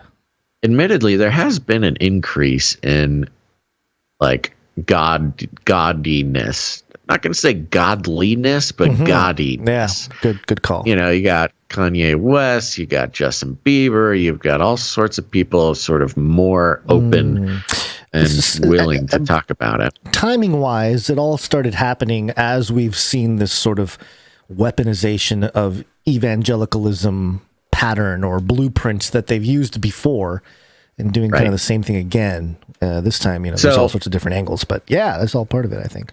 Let's see what this is about. Ed Beckel and Henry Costa are the creators of a well-being app called Glorify, which is a bit like Headspace, only for Christians.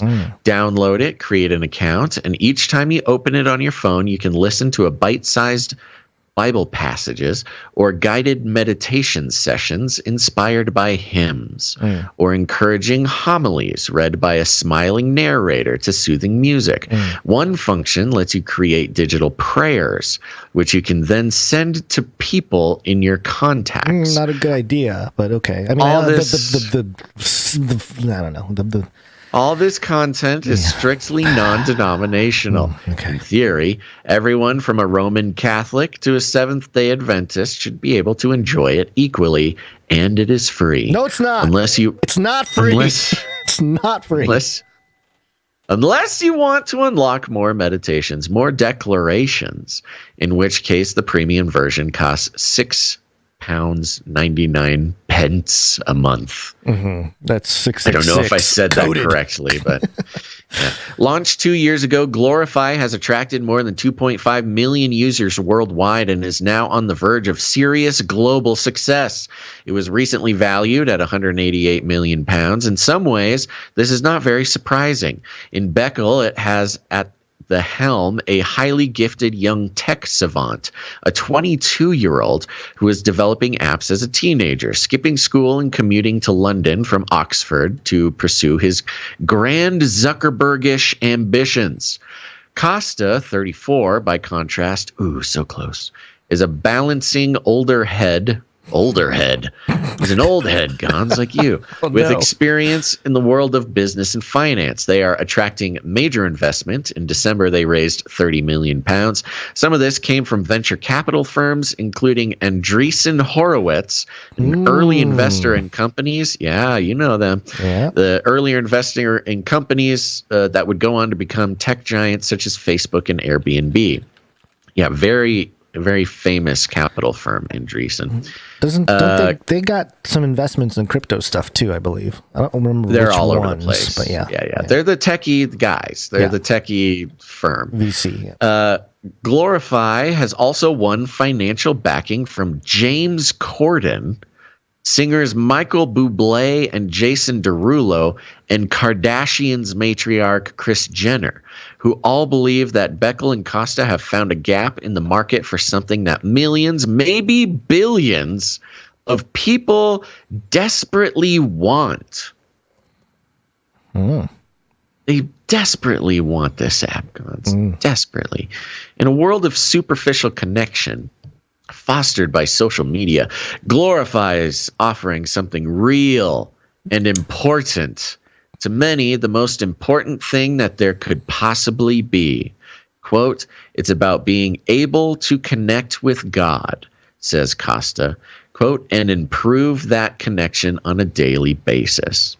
Pretty fancy app, man. The app, I mean, if connects you with God. Well, I suppose we have this ability to connect with God better with these apps than thousands of years, at least hundreds. Baby, you gotta gamify your relationship with the Lord. Smartphone app to connect with God. But okay, all right. You know, it goes into the story of these two guys, Costa and Beckel, which is an interesting story, but it's too much for this show. Basically, one of them was a Christian, the other one isn't, as far as I can tell. And they kind of talk about their skills and their conversations, and all our millennial people are doing the meditations and the this and the that, but there wasn't anything. They mentioned that yes, Christian apps like this do exist, but specifically they're too specific. Like they're denominationally specific, but also theologically specific. Right, Yeah. and we've noticed just in general the sort of Christian brand of anything that's been sort of progressing in entertainment or with technology. It's always kind of janky and low budget, and it's never as clean and crisp as the rarely there, And so that was their thinking. They said, first of all, it needs to be absolutely generalistic, generally Christian, and I say absolute in like the definition of the term, right? Like it has an absolutist, general take on Christianity, and that is to make it scalable. Here's another interesting little part of what I saw. And this is what makes Glorify particularly interesting. Until very recently, blue chip Silicon Valley venture capital firms were not investing millions into Christian startups, which does beg the question, what is a Christian startup? But that's for another podcast. A-list celebrities were not evangelizing for them. In a short space of time, a cultural change has been taking place. Quote, we noticed it in the metadata and the microsignals, says Costa, quote, that things are shifting. A lot more people are willing to talk about their faith, and a lot more people are returning to a faith that they've grown up with. Yeah, it's called millennials being 40 years old now, but okay. And I love the metadata and the microsignals as if the two biggest celebrities in the entire world, Kanye West and Justin Bieber, being outspoken about their alleged Christianity. Yeah. I wonder if that had anything to do with some sort of metadata. micro signal. How can we use the scrying orb of our AI micro signal detector to figure out what could There's possibly... a shift in culture I'm sensing. Kanye and Justin Bieber. Okay. The reasons for this apparent shift are varied and nuanced. They're nuanced, Gonz. And while Beckel and Kostev will spend a good chunk of our time together analyzing them, for the time being, it probably helps to keep in mind that the planet has been through 2 years of a pandemic and all the death and uncertainty that have come with it. This, says Beckel, has prompted high levels of anxiety and sleeplessness, as well as, quote, a greater search for meaning that is inspiring people to look beyond wellness or mindfulness or something more. For something more, right. Then it goes into, how they were able to gather so much support in Hollywood. Yeah, you got a part you want to read? Well, they talk about how, so the quote here from Beckles, he says, we're going to build, he says, something gigantic. Yeah, the idea, the attitude, and you have to have this attitude to have a successful startup in Silicon Valley. So of course, yeah. I'll give it to them for that. But yeah, the attitude of like, this is going to be the biggest app in the world is it's reflective of the most unfortunate parts of the church, and more specifically the American Evangelical Church, which is the idea that the bigger your church is, the more, whatever, the more the good you're doing for the Lord or whatever, which obviously is not a direct corollary. But it is an interesting way for them to look at this, their product. Yeah, so here's a little bit more. Beckel began to do some research. It wasn't that Christians don't use social media, but rather the apps that were designed for them specifically were just not very good. Quote, they were poorly built, and the user experience didn't connect with people. Even when they found an innovative use of Christian technology, let's call it Christ tech. Oh, I forgot about that part. Christ tech. Christ tech. Oh, that's what we should have named the show today. No. Christ tech. Christ tech. It tended to be designed with a particular denomination in mind. It was too specific and thus not scalable, but then the pandemic happened. And yay, because now it makes it possible, all this kind of stuff. Yeah. Those apps, the quote here, those apps are really well built and helpful to so many people. But it's just not the same level of depth and connection as something like Glorify. Glorify. It also helps, says Costa, that particularly in the U.S., there has been a trend towards. We know about all this. So you got another point to make there? Well, I was gonna go into generalities.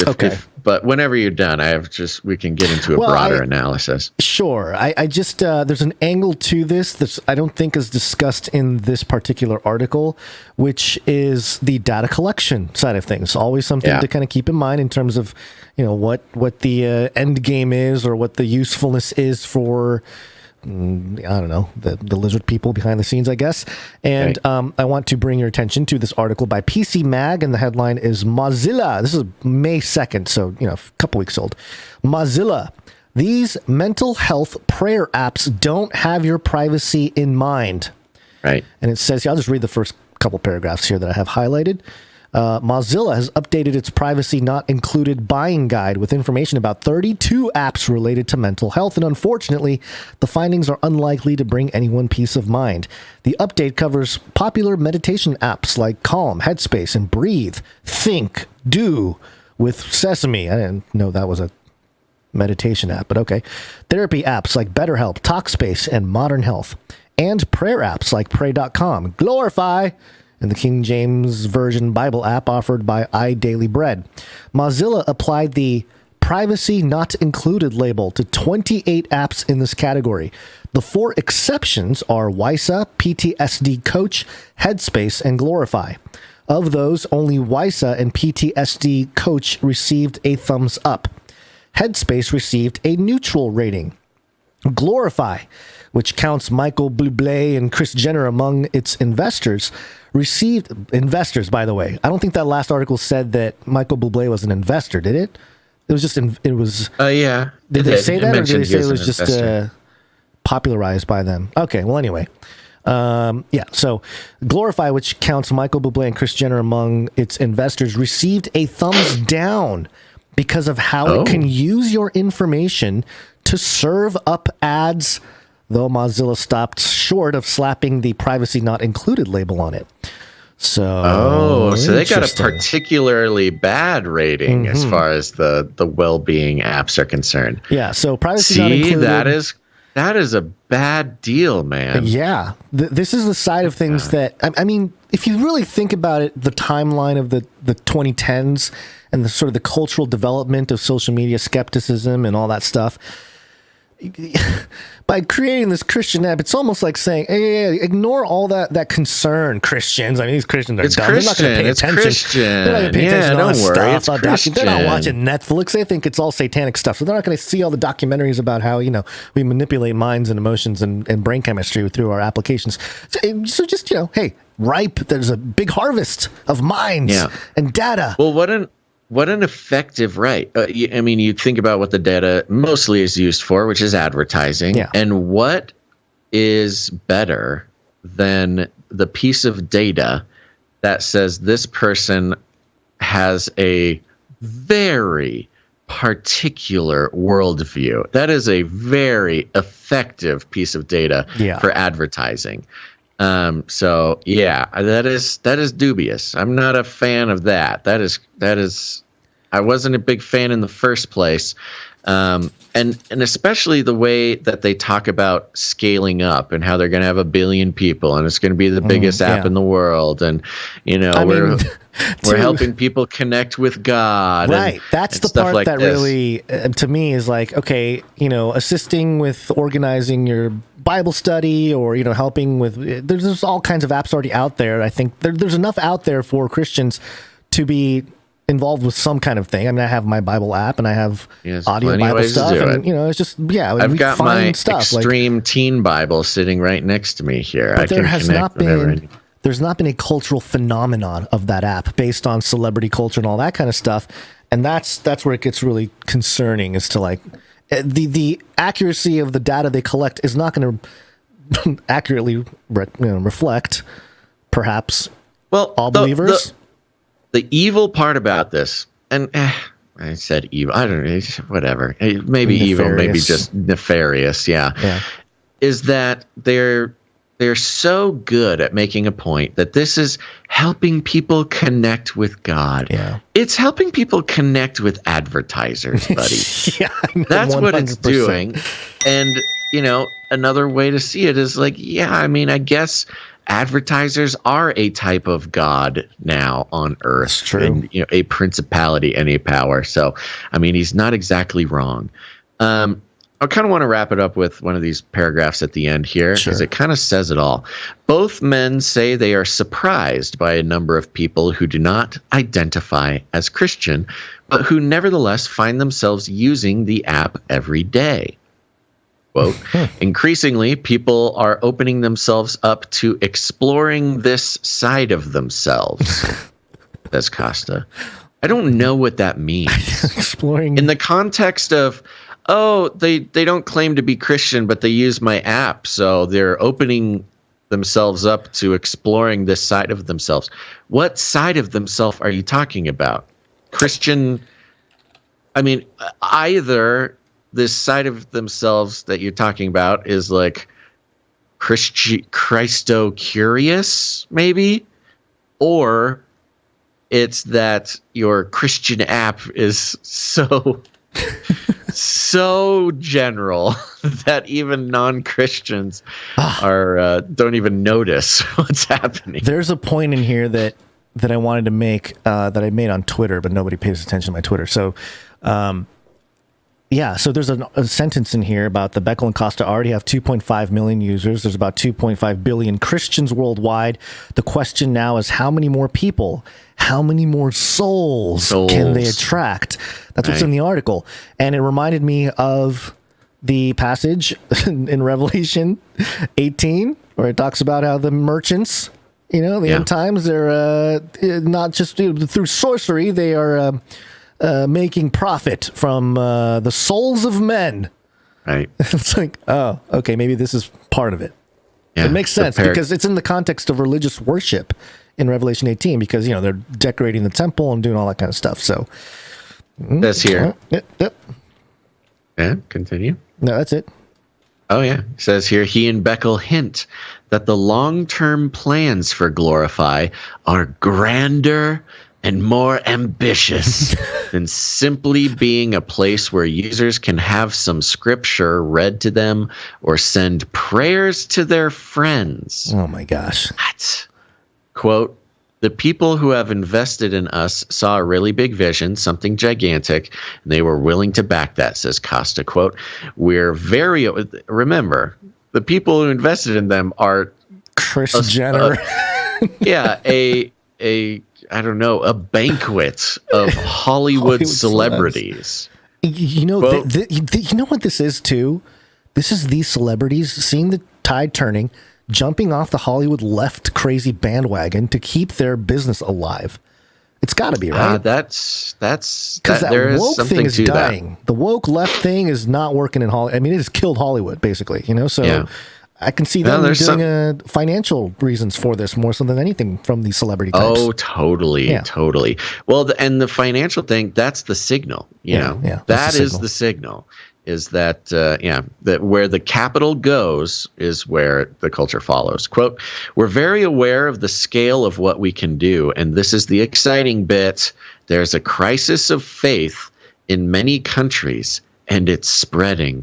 We are we are reacting to that crisis and breaking down the barriers to provide more access points for people to be able to connect with God. What on God's green earth are you talking about, Costa? He's saying he's going to their app is going to single-handedly solve the crisis of faith that is spreading across the globe by making it an app that you can connect with God.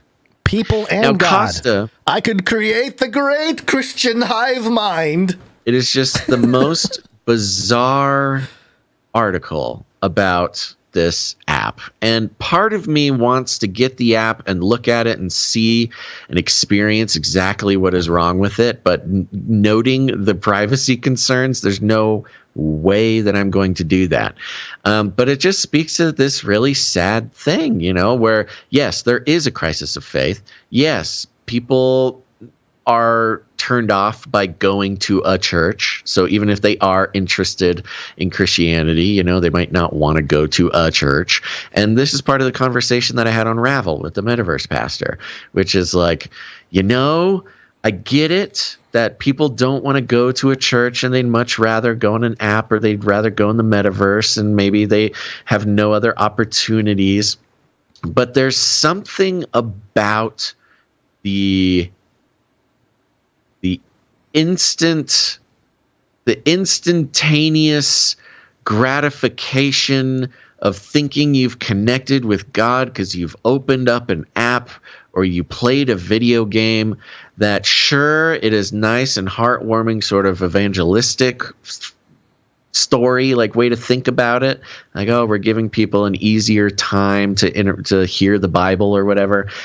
But the chances that will create a transformative experience in someone's life, it just matches up with every single thing that is wrong with the world today, that people don't realize that just because there's an app for something doesn't mean that it's going to give you whatever connection you're looking for, whether that's friendship and Facebook, whether that's, whatever, the whole disease that our society is suffering from, the instant gratification, translating that over into a religious experience or a spiritual pursuit through an app that'll play you vague Christian sounding words or whatever.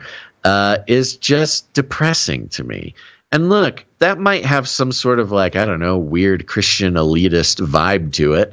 But, not saying this app is going to send anybody to hell, but I'm also not saying that it's going to send anybody to heaven necessarily either.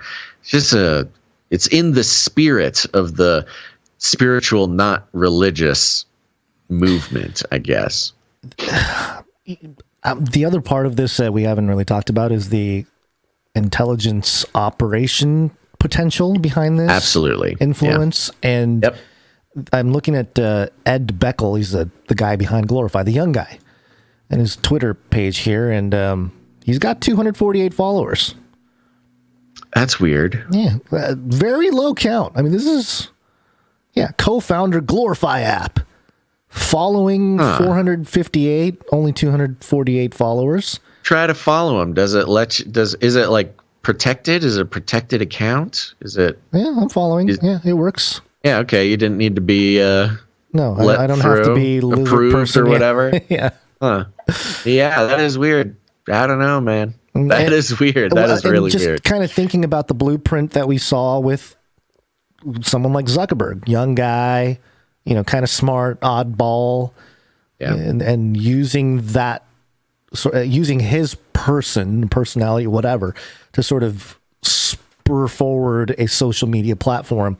This could be very similar in nature. I mean, with even comparing it to Zuckerberg and Facebook, like on one side, you're like, yes, it will be very popular and he will make lots of money. But that's pretty much it, because what else do you think of with Zuckerberg? horrible, evil, inhuman lizard person who doesn't know what humans like and is caught in the middle of a societal travesty that is Facebook, and quite possibly single-handedly started the sort of end of society. Well, if there was actually an organic thing with this guy, and I don't know who this guy is, he's just a guy that has allegedly co-founded this Glorify app. If millions of people are already using it and they're talking, we're going to reach billions, you'd think maybe there's a little bit more organic, support or visibility of this guy. I mean, maybe we're at the very beginning. It's just the introduction of the guy, and the app came out in January 2020, by the way. Okay, so still weird though. I mean, 2.5 million user. I don't know. Maybe he's just not a very public guy. I don't know. Anyways, there you go. It's just something weird, and it concerns me a bit. But we'll see. Honestly, I don't think much is going to come of it. Sure, but that's just me. I think this Times article was a bit of a paid for advertising thing, but we'll see. All right. Wow. We need to keep trucking. Let's I know. What do you think about this? I know. It's tough. I was going to just do the politic one, and then we can mention the other one, but we can. Oh, I was going to say let's do the other one and forget the politic one.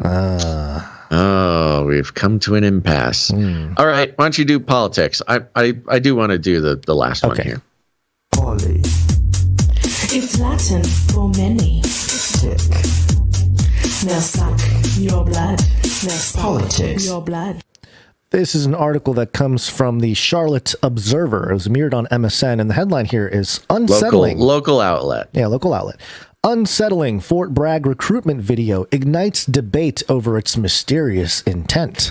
And you and I spent a bunch of time on trying to get to the bottom of it. Way too much time because there is such a mystery going on here. Very weird, yeah. But I think what we landed on, I think will be quick and poignant. I don't think we need to relive the journey we went on with this thing. Let me read a little bit here. It's a stretch to link the U.S. Army to witchery, but that's happening in response to an eerie recruitment video shared on YouTube. First of all, no, it's not. It is not weird to connect the U.S. government to witchery. Okay, sorry, U.S. Army to witchery, but okay. Okay. Let's see, witchery, but that's happening in response to an eerie recruitment video shared on YouTube by Fort Bragg's 4th Psychological Operations Group Airborne. Okay, Airborne Psyops Group. Yeah, so the assumption, or what's being told here through this article, is that the Fort Bragg's 4th Psychological Operations Group Airborne is a legitimate U.S. Army program, arm, something, just operation, whatever program, military operation, titled "Ghost in the Machine." The video feels like a movie trailer and comes with no explanation other than "All the world's a stage. Join us." Which is, yes, it is. I don't know if we want to play any of it, or it's 3.5 difficult. minutes. It's 3.5 minutes, and it's mostly just music, so it's not great for the audio audience. But they do quote all of the, play a few seconds so you can get the vibe. But they do quote the important parts in the article here. Okay. There's a old clown footage. Yeah, it's creepy clown cartoon. The peaceful pro-democracy demonstration in China comes to a violent and bloody end. Mr. Gorbachev, news. Tear down this wall. Who's pulling the strings? Who? Oh, yeah. Who do you think? Wolves hiding nearby. Wolves hiding? Whispering. Born from the ashes. Okay, pause it right there. So, for the listening audience, go watch this video. It'll be in the show notes. But it's a high-end sort of movie trailer. Yeah, it's a with trailer. Very provocative text, very provocative visuals. It mixes there's a lot of allusions to the media. It shows an old-timey cartoon clown on a TV set. It shows, some JFK footage. It shows some... A threat rises in the east, and it shows footage of Chinese military. News footage, riot footage, Chinese military footage, but also very artistic footage as well, not just like news stuff. It'll be like a misty forest, right, or a bird's eye view of an empty city, and then like a medieval battle for some reason. Well, no. This is the montage. There's a thing where it talks about warfare. I hear you. And I hear you. Yeah, it goes through the history of warfare from horseback to scrolling on a screen. Right. So the implication is that warfare now is fought on your smartphone. phone. Right. And it's quite spooky, but it's very well done. And this was posted on what allegedly, and I cannot necessarily disprove it, although it wouldn't be hard to fake it, on the Fort Bragg's 4th Psychological Operations Group Airborne, which at the time that I looked at it had about, 4,000 followers. One video that had 500,000 views. And the account was started in November of 2021. So these are just some details. I don't know. I'm giving you. Why don't you continue with the article? Okay. So video posted May 2nd starts innocently with benign clips. Okay. It kind of describes the video, which we just did. Yeah. But some of the quotes are fun that come up. Have you ever wondered who's pulling the strings? The video asks. You'll find us in the shadows, at the tip of the spear. Anything we touch is a weapon. We can deceive, persuade, change, influence, inspire. We come in many forms. We are everywhere. Whoa. Yeah, bro. What are you doing? What is this? As of May 16th, the video has gotten more than 333,000 views. Okay. Oh, right. That's convenient. Currently at 533,018 and my count here on YouTube. So, okay, another 33. Ignited a growing number articles debating its intent, including one headlined, "The Occult History of the U.S. Military Psyops and its Highly Symbolic Recruitment Video." Wait a second. Is this one of ours? Is this a podcast we did or something? Because it sounds... No, that wasn't us. That wasn't a Face Like the Sun joint? No, it was not. They took all that down. But they did link to the Vigilant Citizen. Well-known... The Vigilant Citizen, not the Vigilant Christian. There's a Vigilant Citizen. No, I know the Vigilant Citizen. They're getting some mainstream reporting, some mainstream play. Yeah, it's a different time now. We always sit in the no man's middle is where we like to sit. Yeah, doesn't matter if Democrats or Republicans are in charge. We just kind of hang out where nobody is. Canary Cry News Talk. You'll find us in the shadows, at the tip of the spear. Nobody knows about us or that we're here, and nobody cares. And nobody will ever write about us in the mainstream news. That is, we don't have a publicist, which we don't really want. We should get a publicist. We should? Oh no. Yeah, I mean a producer though. I don't want to just get some publicist off the street. Okay, so let's continue here. So, the 4th Psychological Operations Group, also known as PSYOPs, defines itself as masters of influence and practitioners of information warfare, according to its website. That means the mere act of people debating its video is a sign of success. And it also means you writing this article is a sign of its success, by the way. Exactly. And us reporting on it on our podcast. Oh, we also fell for it. We're part of the PSYOP, man. We're part of the PSYOP. Well, they got us again. That's what's interesting, though, is that this video, I guess people are just assuming that this is the correct. And we went to the website of the alleged U.S. Army Special Operations recruiting. And can I summarize our journey? Please do. Yo. Okay, folks. So the military-industrial complex spends billions of dollars on marketing. Yes. Billions. In all sorts of ways that we don't even really know. Of course, they produce a bunch of movies in Hollywood. They spend a bunch of money on marketing. That is one of the most impressive things about them, is that they spend so much money on marketing. and very effective marketing. You've seen the Go Army commercials, and bro. You see some of the newer Go Army commercials. Oh, yeah. They People are have brought to my attention. incredible. Yeah, yes. They get me pumped to go join the military.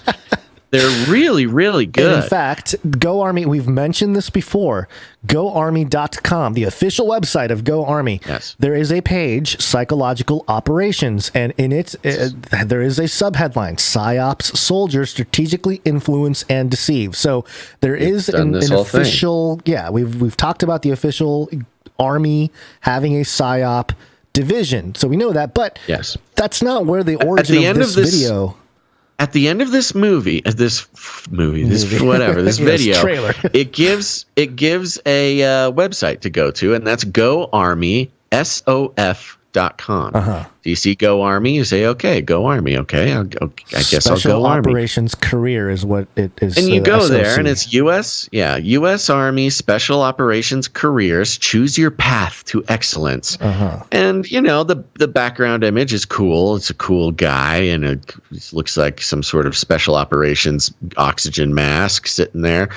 But the first thing that got me wondering is the buttons on this webpage look like they're from 1998.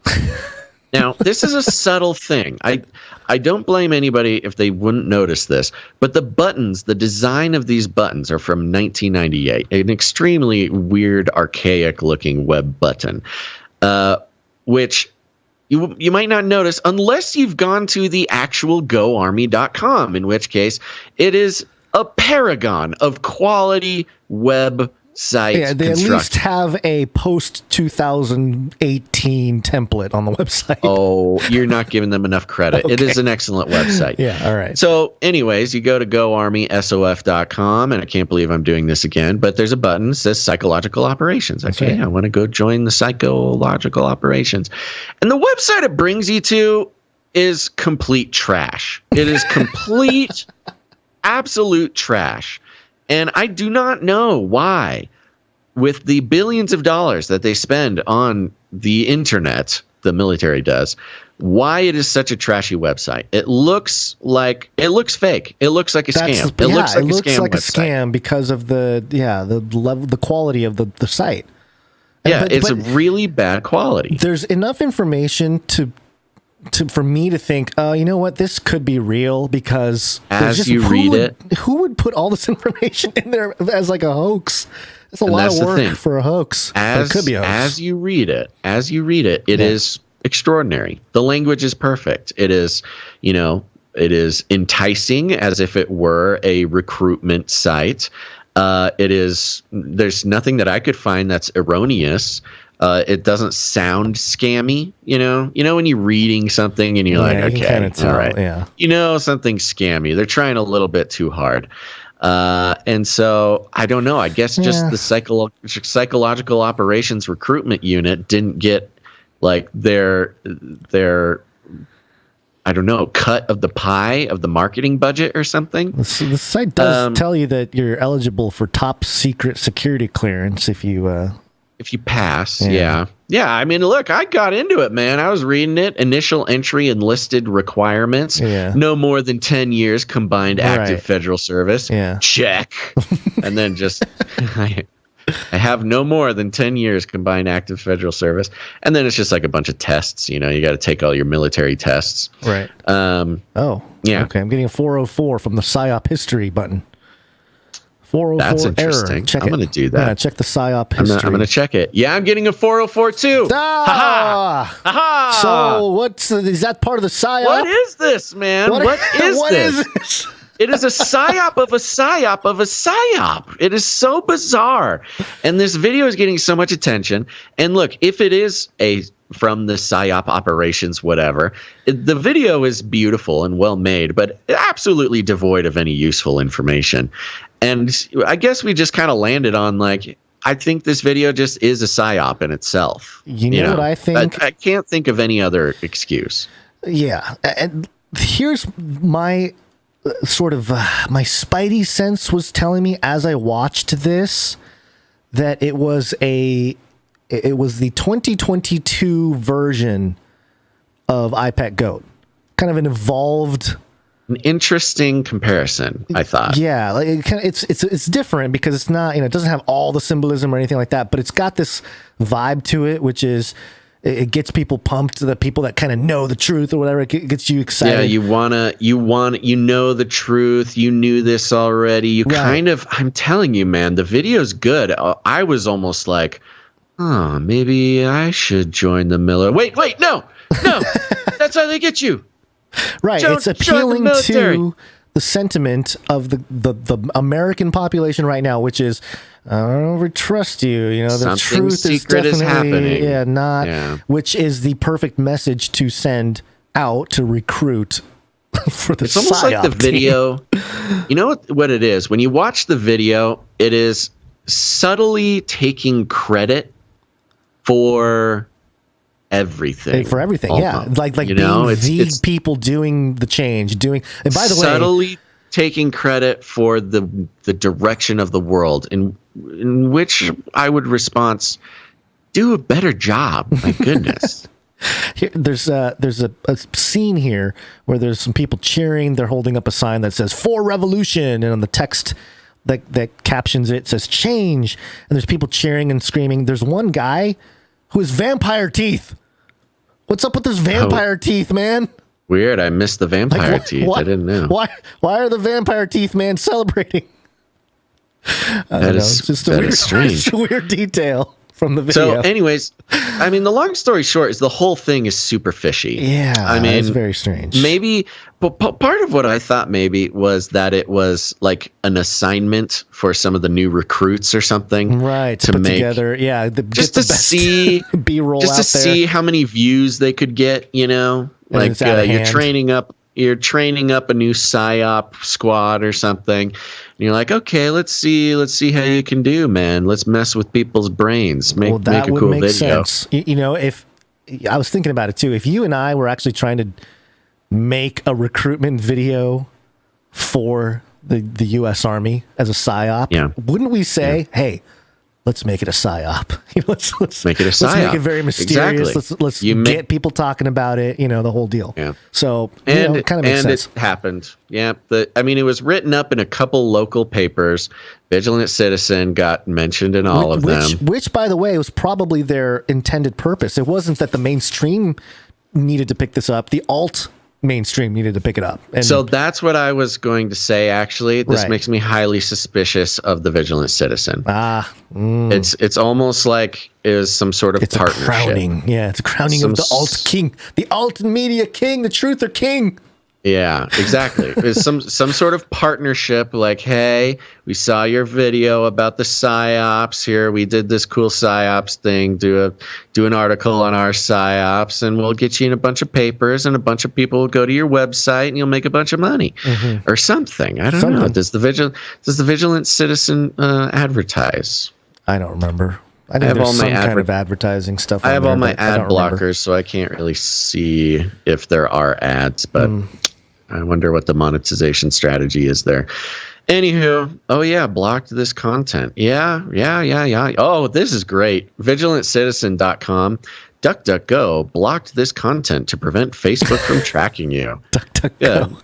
Yeah. That the weakest layer of my security caught the trackers on Vigilant Citizen. Well, I don't think he's updated his maybe that's what maybe he was recruited to make the video or like help the PSYOP team to get a marketing plan. That's his whole together. thing. I mean, it's right there in his sub headline. The Vigilant Citizen, symbols rule the world, not words nor laws. I mean, that's his whole thing is PSYOP stuff. So it makes sense that, that would be the guy to partner with. I'm not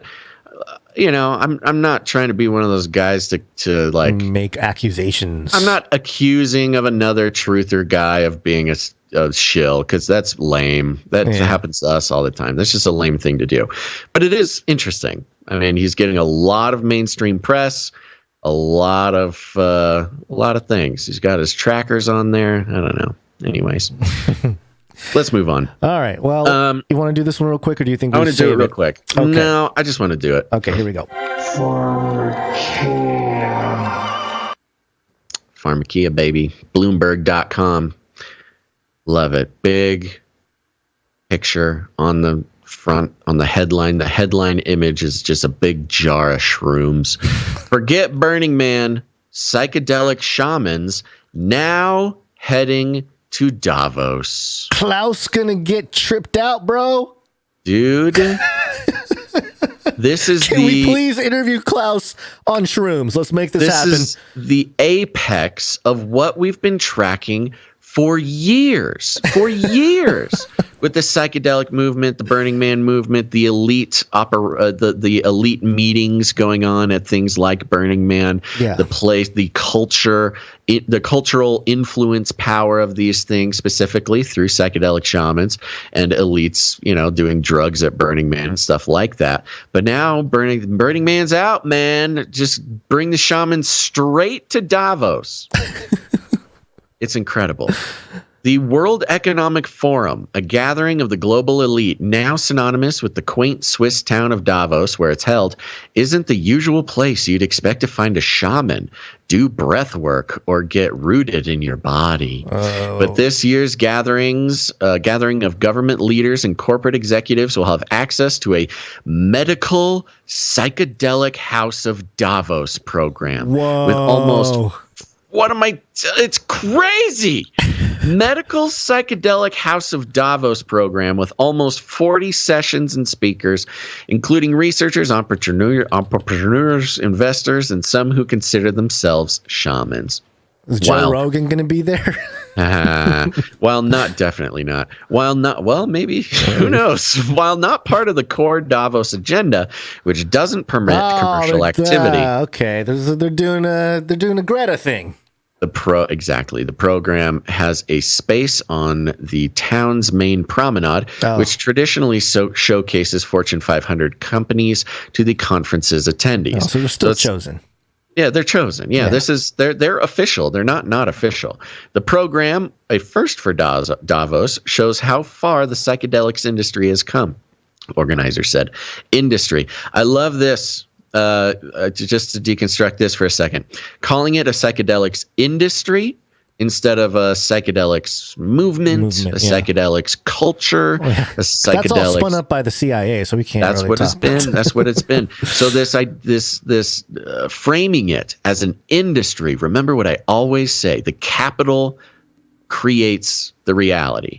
And when you put the psychedelics in the context of capital, in the context of business, of economics, of industry, that is sort of the final magic word to get your psychedelic shaman in with Klaus Schwab at the World Economic Forum. I mean, that's it right there. That word. The psychedelics industry has come. Quote, "It's a really big shift for the world leaders to inquire about how they might be able to use psychedelics," says Marique Hazan, Chief Executive Officer of Energia Holdings Incorporated, the New York-based business hosting the event. Energia is a holding company for Tabula Rasa Ventures, an accelerator for psychedelic companies. And Hazan is a managing partner at Tabula Rasa. The program aims to spark conversations about rolling out psychedelics responsibly for medical use and encourage countries and companies to include such treatments in health coverage. Other participants include the Chopra Foundation, a nonprofit. Yeah. There he is. Started by alternative medicine advocate Deepak Chopra, the Icahn School of Medicine at Mount Sinai. Wow. You remember that? Mm-hmm. The whole deep dive into the Icahn School of Medicine at Mount Sinai. That's where the guy from, what's his name? He's in the Fauci emails where he got transferred to. It's basically the sort of like intelligence agencies holding pen for medical guys. What was I'm trying to. I forget the guy's name. He was in the Fauci emails. He was one of the big Fauci email guys. Imperial College London, of course, that's the MI5 outlet, and the University of Ottawa.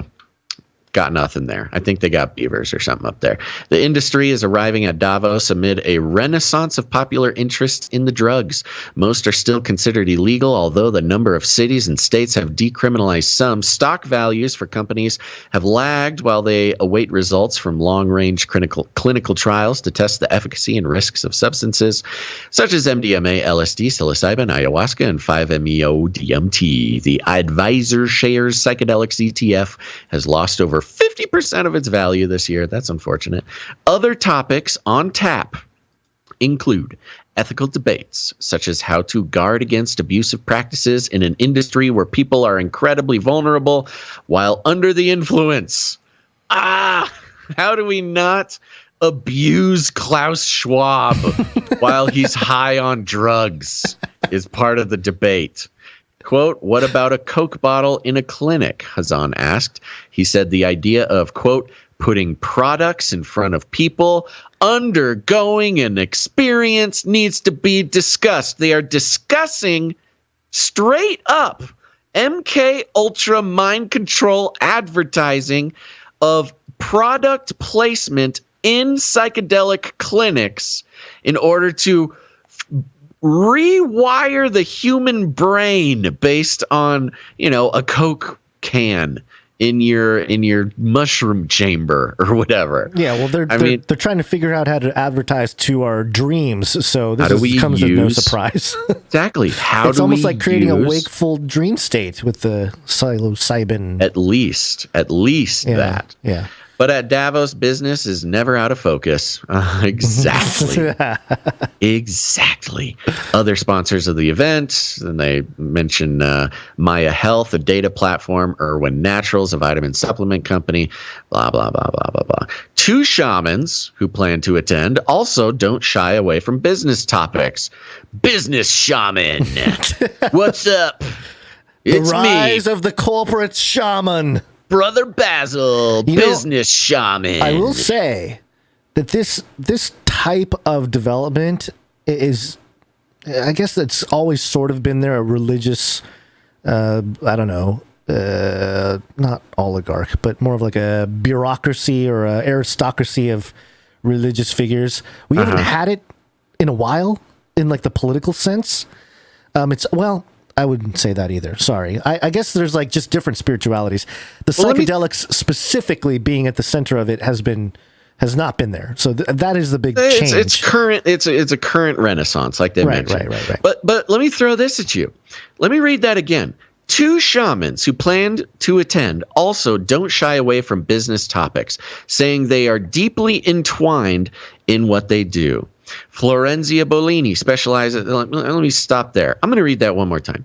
2 shamans who plan to attend don't shy away from business topics, saying they are deeply entwined in what they do. What was the verse you read earlier today, or you referenced earlier today?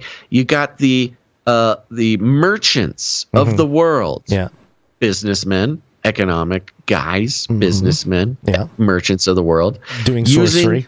Sorcery. Pharmakia. What is the word for sorcery? It's pharmakia, which includes drugs and mushrooms and DMT. Yes. We literally are reading an article describing the merchants of the world, and not just any merchants.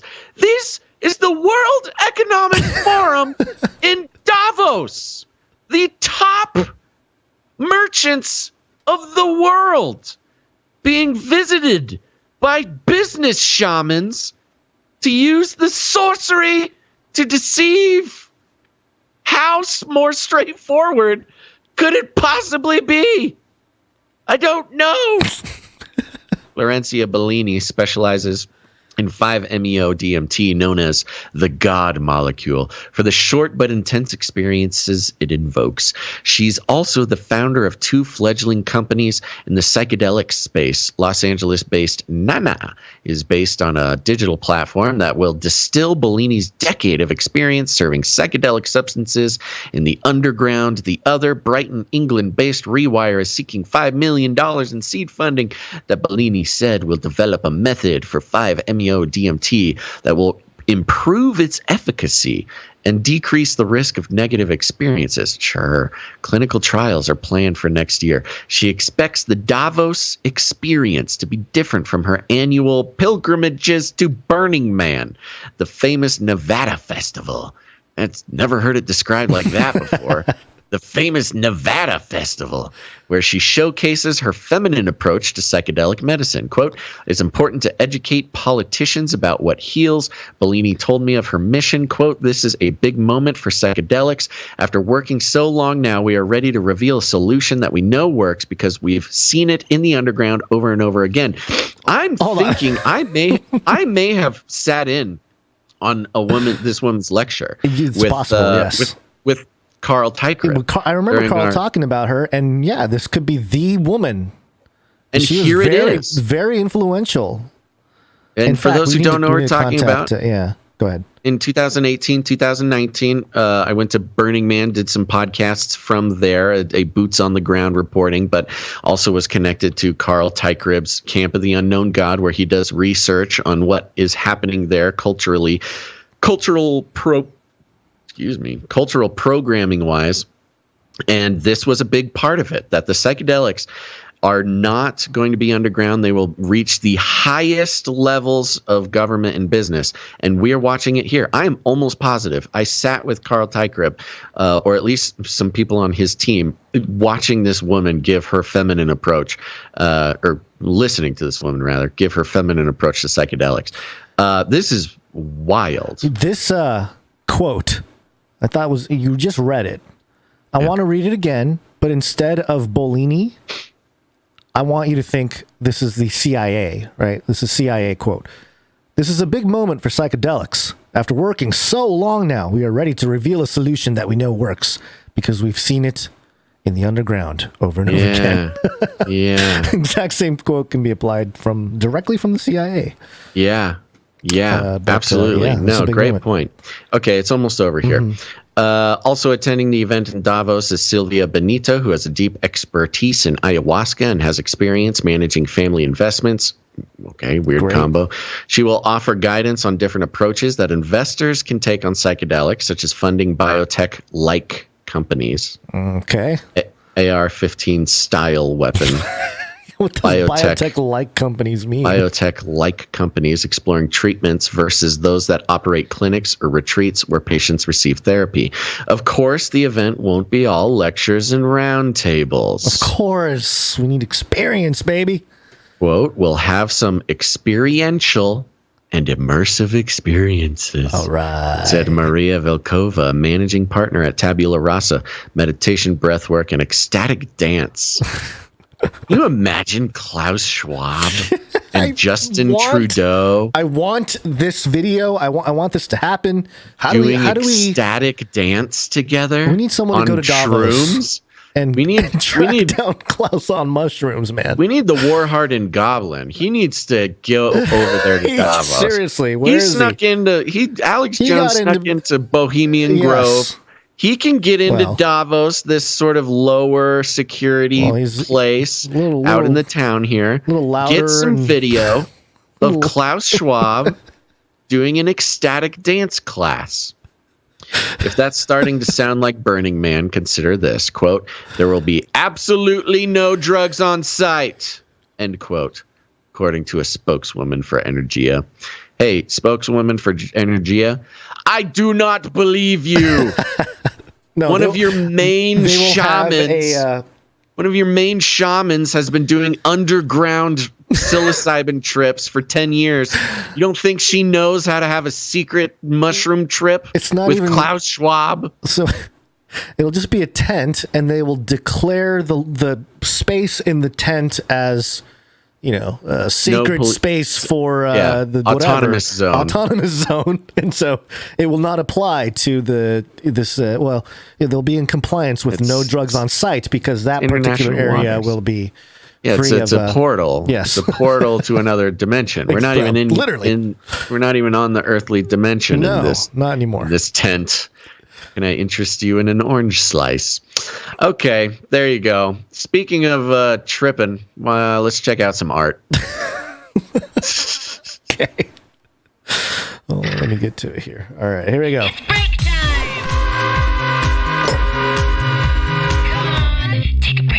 This is our second break where we thank our producers for coming in with their talent.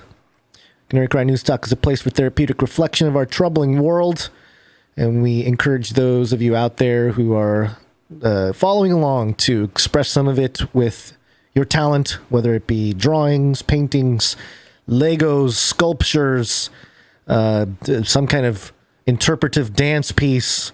We have yet music. to get any interpretive dance videos, people. Yeah, it's a standard that it's out there. It's out there for somebody to do. But whatever it may be, we encourage you to express it because we consider it a good way to process what's happening out there, not just communally but also emotionally. You know, we need it. We need to do it together. So that's what we're here to do, and we're going to start off with thanking some people for their audio production. Audio production.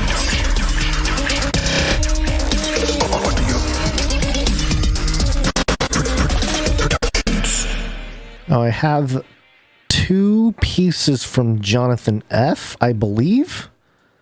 I don't know if I was able to fully check out the second one, but the first one here, what the Monty doing, per request from Emsworth. Oh, this is good. Yeah, so here is, where did it go? I'm sorry. Here we go. Okay, yes. What the Monty doing? Oh no. Oh gosh. I had this ready too. Okay.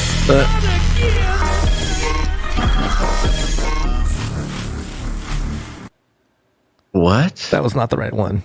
That was not the right one. Okay, that was from last episode. This one is called, the file is called Cat on My Head, Not in a Hat. Where's the Nephilim, man? We're getting there. Hold on, man. Oh, I got a cat on my head. This clip has popped up after last episode, and it's very fun. Play it one more time. Okay. Where's the Nephilim, man? We're getting there. Hold on, man. Oh, I got a cat on my head. This was during the end of last episode. You're giving our Nephilim update, and I was wondering where the Nephilim part of the update was coming from. The punchline. And right when that happened, a cat jumped up onto my head. Timing is impeccable. Timing is good. Thank you very much, Jonathan. He also gave us another one here. It says with a note, I was able to capture a flippy that was repeatedly running into the side of my house. It resembles a Roomba, but I can't be sure as it's very weather worn. Oh, maybe is this my missing Roomba? Yeah, maybe it's Basil's escaped double agent flippy. Who knows? But I was able to mess with its Illuminati programming and get it to start preaching for a bit in rap form. Enjoy. In rap form. Oh, yeah. Okay. Here we go. This is your boy Flippy 2, you know what it do. And this message point ramping us to receiver fighting the Nephilim off. Zippery Weaver, God came down for you, unbeliever. Contagion gonna hit you so hard it feels bad. Fever, no hand can save you all are the righteous. Only one rose from the dead King Jesus this time. These bars are too spicy like pennies or pepper line. My battery is running out, this will be goodbye. Fantastic. Very fun. Very fun. I hope that everybody can hear the lyrics of that because the lyrics are great. Yeah, we have it here. Catch this message like Randy Moss, the receiver, fighting the Nephilim, Sigourney Weaver. God came down to die for you, unbeliever. Conviction gonna hit you so hard, chills and fever. No man can save you, all are pariahs. Only one rose from the dead, King Jesus Messiah. These bars are too spicy, like Taki's jambalaya. My battery's running out, this will be goodbye, bruh. Wow. True art, Jonathan. Thank you very much. Yeah, you got a football reference. You got the movie Alien franchise reference. I wouldn't mind a version with Flippy's vocals pumped up like another 100%. That's just a general rule for literally anybody doing anything. You got to make the vocals louder than you think. Vocals got to be loud. I made the mistake. especially if it's a robot. Especially if it's a robot, because they're already hard to understand. Yeah. But it's great job, Jonathan F. Thank you, Jonathan F. Yeah. Okay. The other one we have is from Marty B. Marty B jingle. And what we just accidentally played, or what I accidentally played, will make more sense here. How can you play a jingle if you really are having technical difficulties? Do you have an update on the mixtape on your site that won't completely load, or is it just me? Yes, there is an update. We have producers on the job. What was once just going to be a place on the website where you can listen to the mixtape. Soon, if all goes according to plan, the Canary Cry mixtape will be available anywhere you want to listen to it. All right. More on that later. Yes, and yes, we can. The technical difficulties in the playing the jingle. Yeah, we have a couple things running here, or at least I do. I have the Stream Deck and I have the Farrago soundboard, and so one's kind of a backup of the other, but I don't know, stuff isn't always on the right page. I mean, there's a lot of reasons, but we've had some hard drive issues that I think will. The biggest problem, we referenced it earlier, is we got a new hard drive and it's messing things up. Yeah. Okay, all let's right, hear it. He sent in this technical difficulties jingle.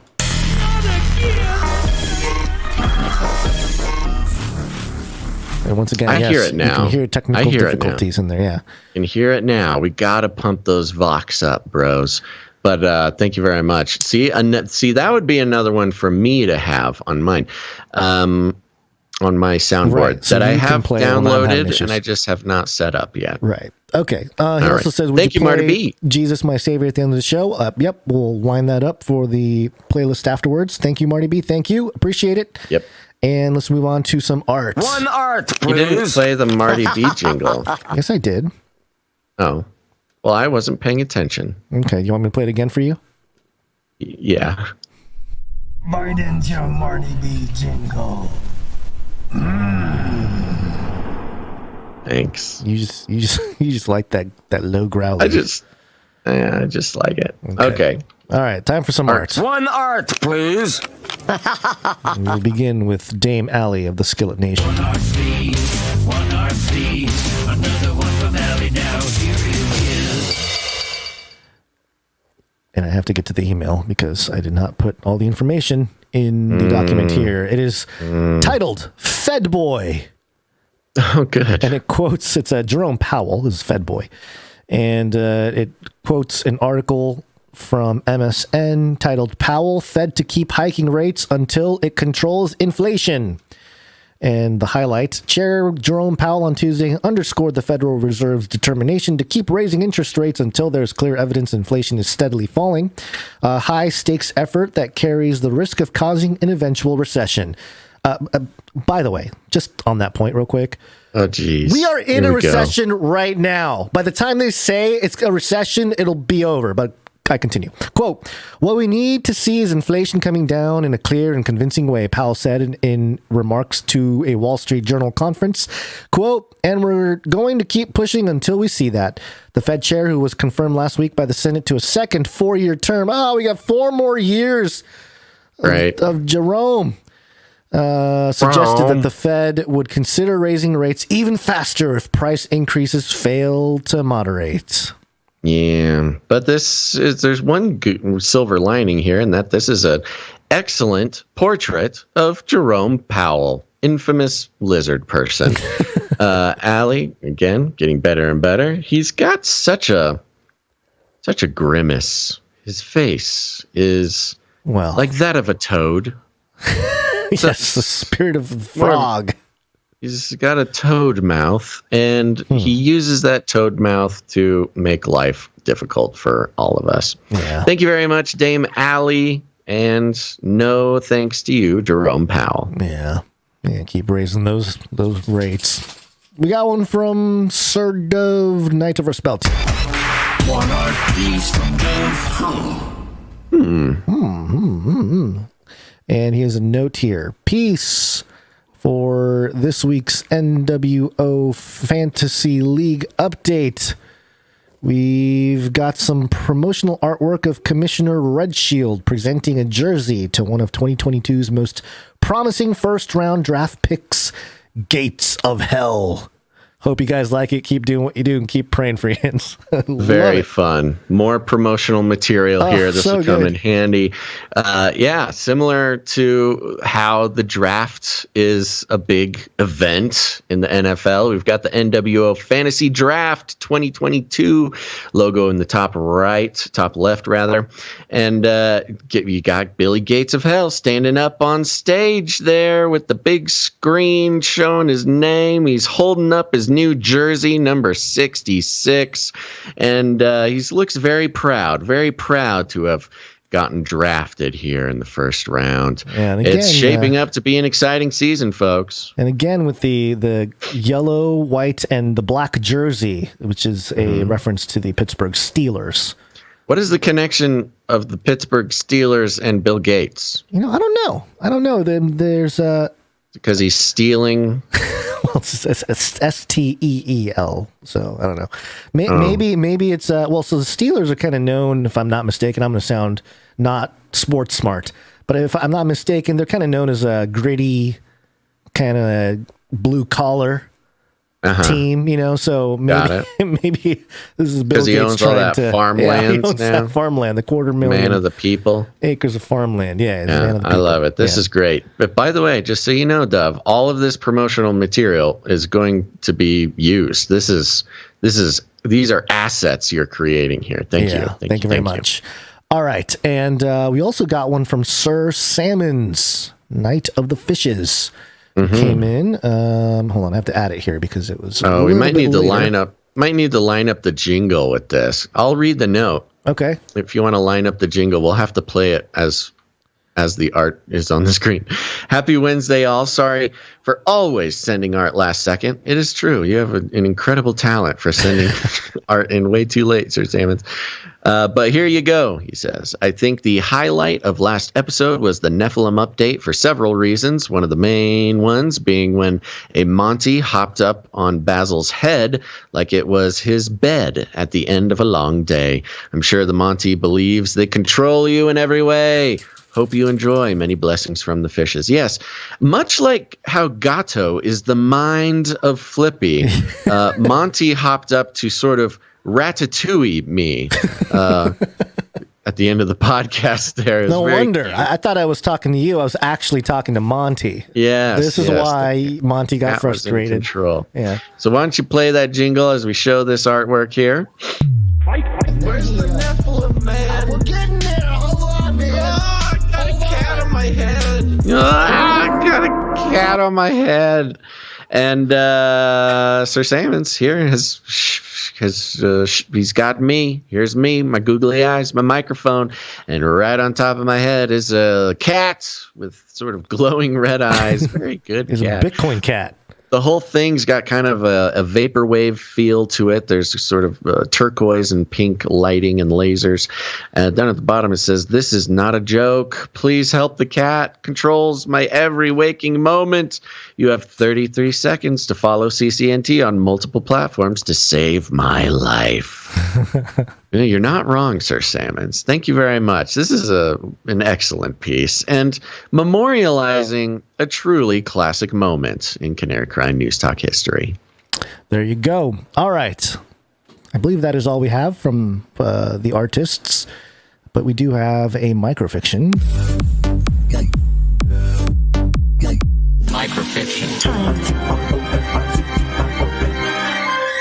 Microfiction. Microfiction. And it is from The Rung Smash.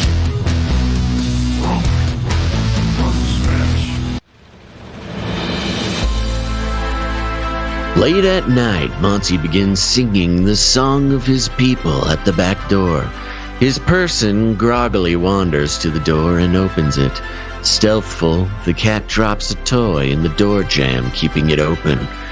When the coast is clear, Monty and the rooster sneak in.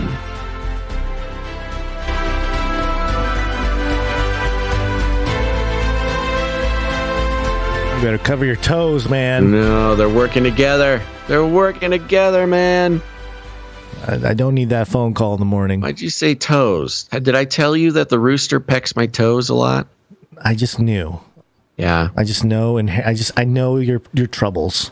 Go straight for the toes, man. I don't know why. They can sneak into your house and eat your toes, man. He's gonna eat my toes. Old Basil no toes. We don't want that to happen. You got to get those steel-toed boots for when you sleep. I just got to get the steel toes. Got to get cyber toes. Cyber toes.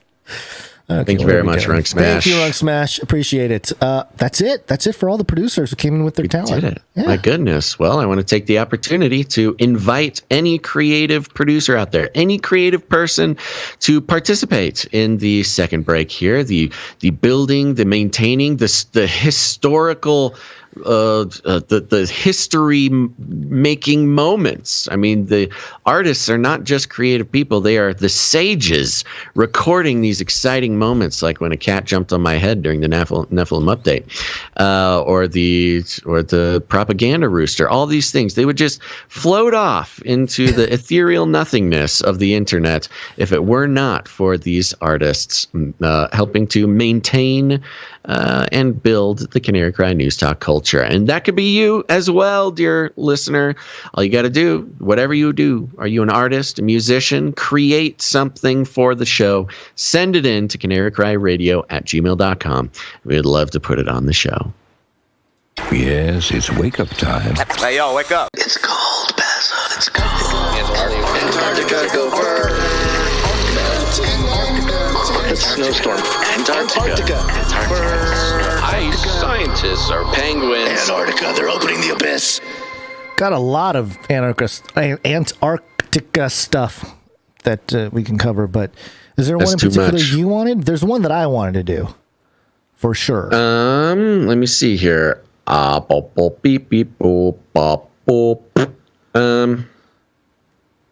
mine's the one from the Daily Maverick. That's what I was going to say. I think that's the most important one. Okay.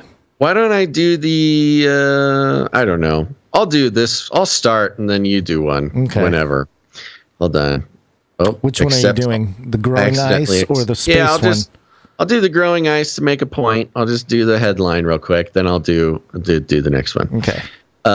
Here we go. This is coming from express.co.uk. Why are we covering Antarctica, folks? Well, it should be obvious by now, but it's the most important place on Earth.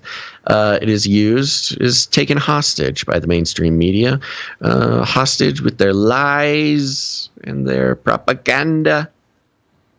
And it is expressed here, express.co.uk.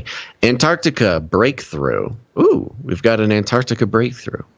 Ice sheets have grown over the last 20 years, despite climate change. Oh, how's that work? Okay. So it's climate changing colder. Is that what's happening? I thought it was global hottening. Antarctica, the victim. Ah, yes. The social justice utopia, the promised land, the white desert, is thriving. Apparently, despite climate change, even though all Antarctica scientists say that climate change is not affecting Antarctica whatsoever, but the mainstream media's got to make a point, and here's the point. I don't know what it is. Hold on. Between 2022, they've got so many ads and videos on this page. Between 2022 and 2020, the frozen continent at the South Pole. No. Between 2002 and 2020. Sure. Yeah. You could just say Antarctica. Between 2002 and 2020, the frozen continent at the South Pole has shed we know what Antarctica is, but okay, has shed approximately 150 gigatons of ice per year, causing the global sea level to rise by 0.4 millimeters per year, according to NASA. Thanks, NASA. Space people telling us about the ocean. I appreciate that. I love this. The deconstruction is so easy. So according to NASA, all that nonsense they just said. However, a new report shows that this ice loss is not uniform. As a new report finds that in the last 20 years, parts parts of Antarctica have actually gained ice. The researchers say that sea ice may have protected some of those glaciers from ice loss by pushing against them after a change in regional wind patterns. Don't know, don't care. Ice shelves, which are floating sections of ice that have attached to land-based ice sheets, serve the vital purpose of protecting against the uncontrolled release of inland ice into the ocean. Huh. So, Okay. so hold on. Before we get too Ice deep in the ocean keeps the land ice where it belongs. You stay on land ice. Sea ice. We're in the sea. It's like a turf war. Yeah, it's very bizarre. But if I'm not mistaken, basically they're saying, yeah, it's melted. You know, all this ice is melted, but also So much melt, all according this to ice NASA. is frozen too. So is it a wash It's or nonsense. what? Is it, It's a So total what is it? wash. What's It's going a on? total wash. It's exactly what the scientists have been saying. None of the mainstream media is reporting on it. We are possibly the only people in the world as passionate about communicating. We are science communicators, Gonz. We're like we are the Neil deGrasse Tyson oh no. of Antarctica. Nobody is listening to these Antarctic scientists except for us, and apparently now express.co.uk. You know what this Anyways, is like? This is like there's a horse. And then Okay. you close your eyes. Sure. Yeah, I'll and bite. Okay. Yeah, you close your eyes, right? See a horse. I'm looking at you it. touch a part of the horse, right?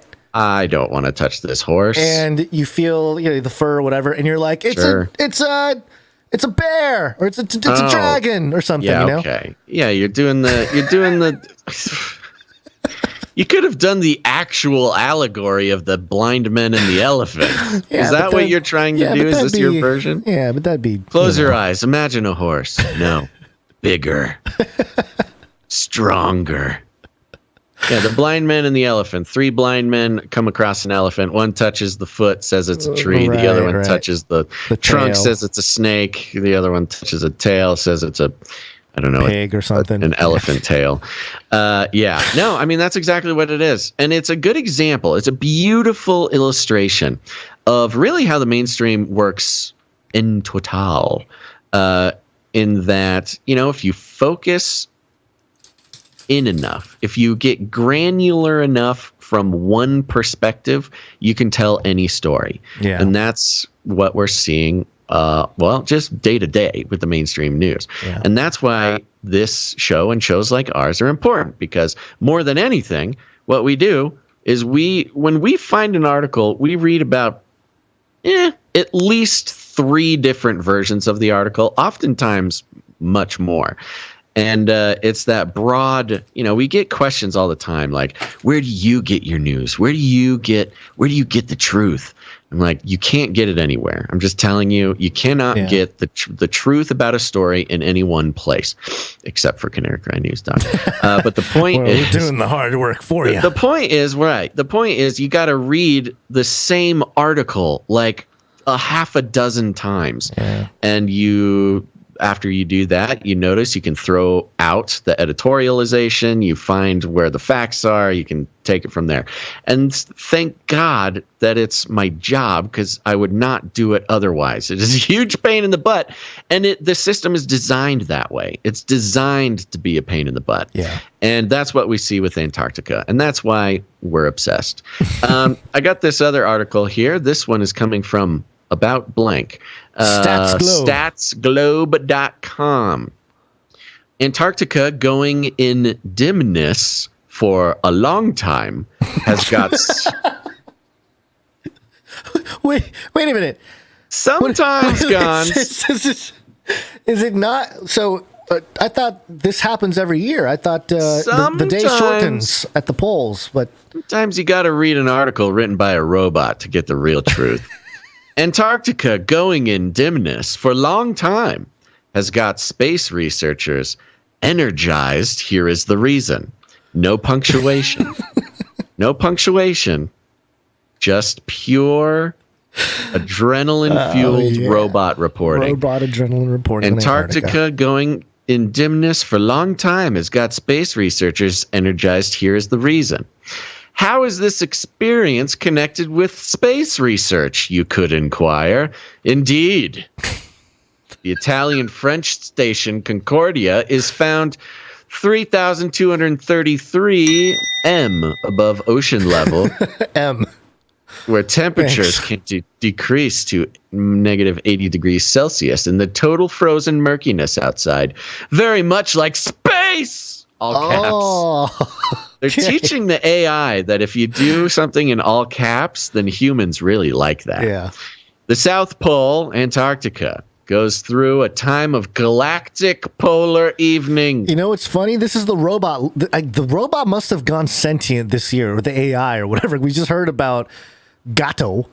Yeah. Maybe this is GATO. like this is GATO's first, galactic polar evening season or whatever. So what's all fun? New for the AI.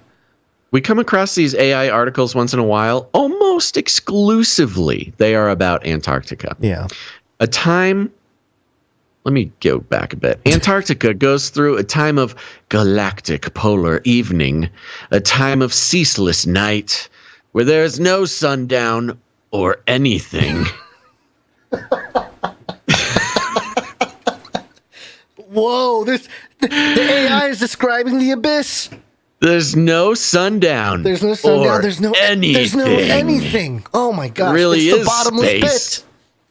This happens from May 11 to August 1, when the sun is somewhere in the range of 18 degrees and 23 degrees, 26 feet underneath the skyline. Okay. While an encounter like this would crack the heck out of everybody. What? Robot? What? This robot wants to break humans? Activate colloquial protocol. Speak like cool human. While an encounter like this would crack the heck out of everybody, a 12-part group of analysts, not a 12-member group, a 12-part group.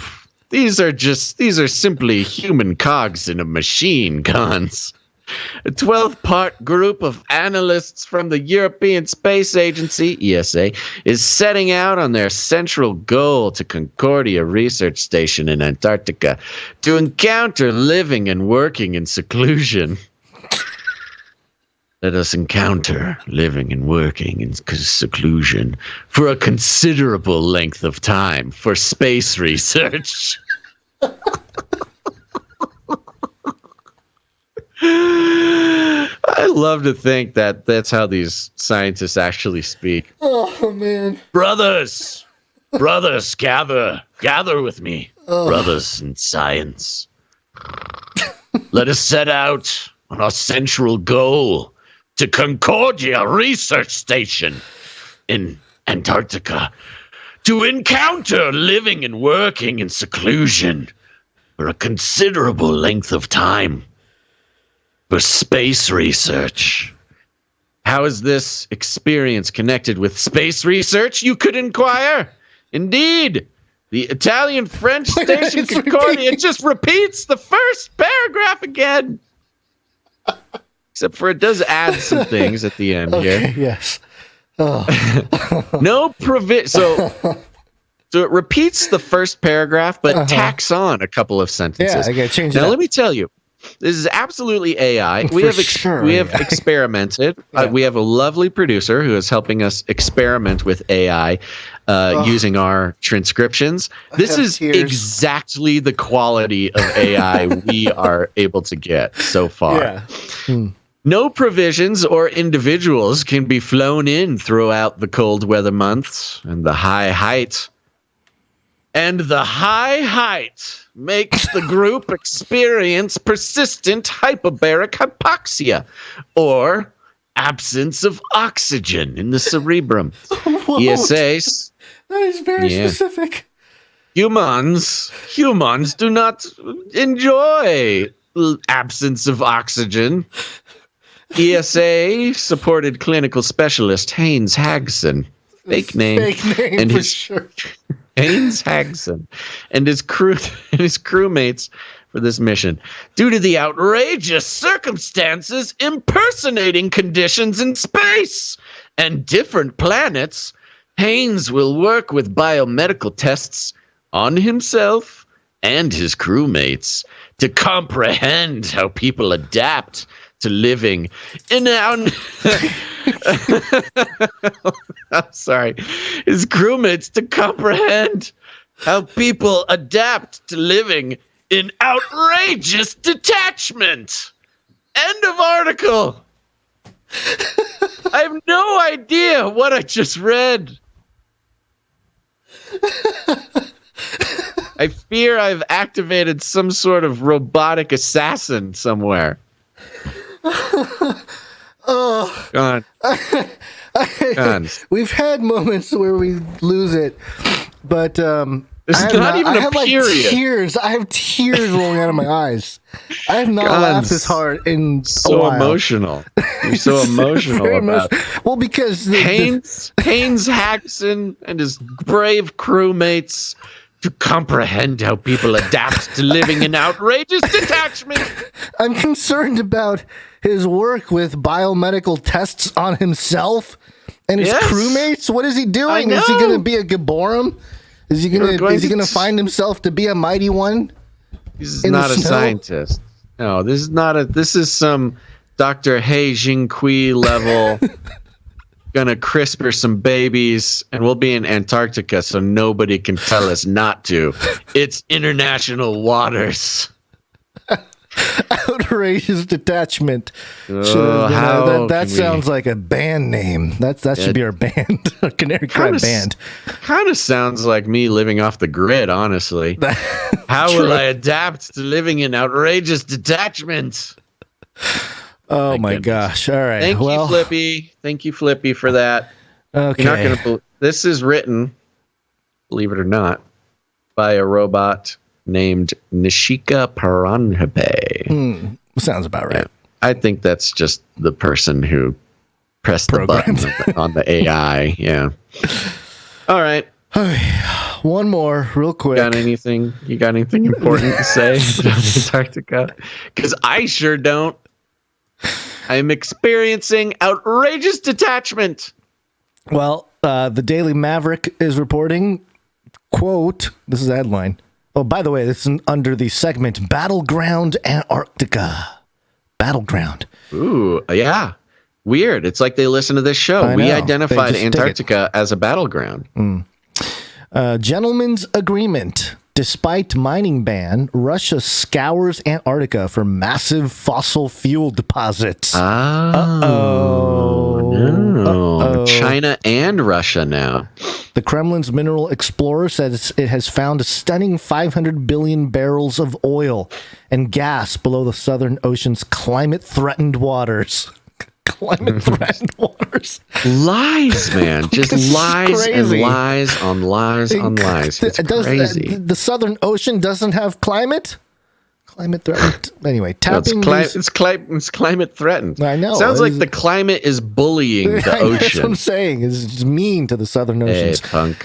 Tapping these mooted reserves would not only hamper global efforts to fight the climate crisis crisis, period. Known for flouting major agreements, a defiant Russia in the Antarctic could destroy the decades-long protected status of Earth's last unmined frontier. Yeah. Supergiant oil fields are simmering below the Southern Ocean, the warming waters at the bottom of the Earth that wrap around the melting, icy Antarctic, a litany of Kremlin sources suggest. Despite the 1998 Antarctic mining ban ratified by Russia and 28 other states, some of the so-called loot in the Kremlin's crosshairs appears cached with large marine sedimentary basins off East Antarctica's Indian Ocean sector. That supposed loot may equal a climate-busting 500 billion barrels of hydrocarbon, quote-unquote, resources.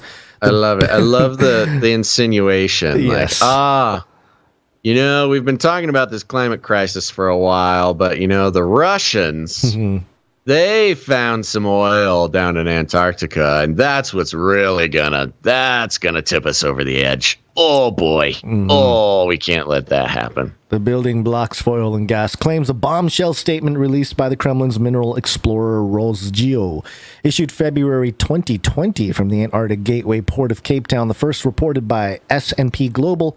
The statement hardly cracked a nod in media swamped by pandemic news. Yet its revelations were staggering. It did not say how much of these stocks were recoverable, but at 500 billion barrels, such largesse would outstrip global annual oil consumption of 35 billion barrels by about 15 times. Rosgeo brazenly... Just want to point out real quick, they used the term... See, this is the thing, too.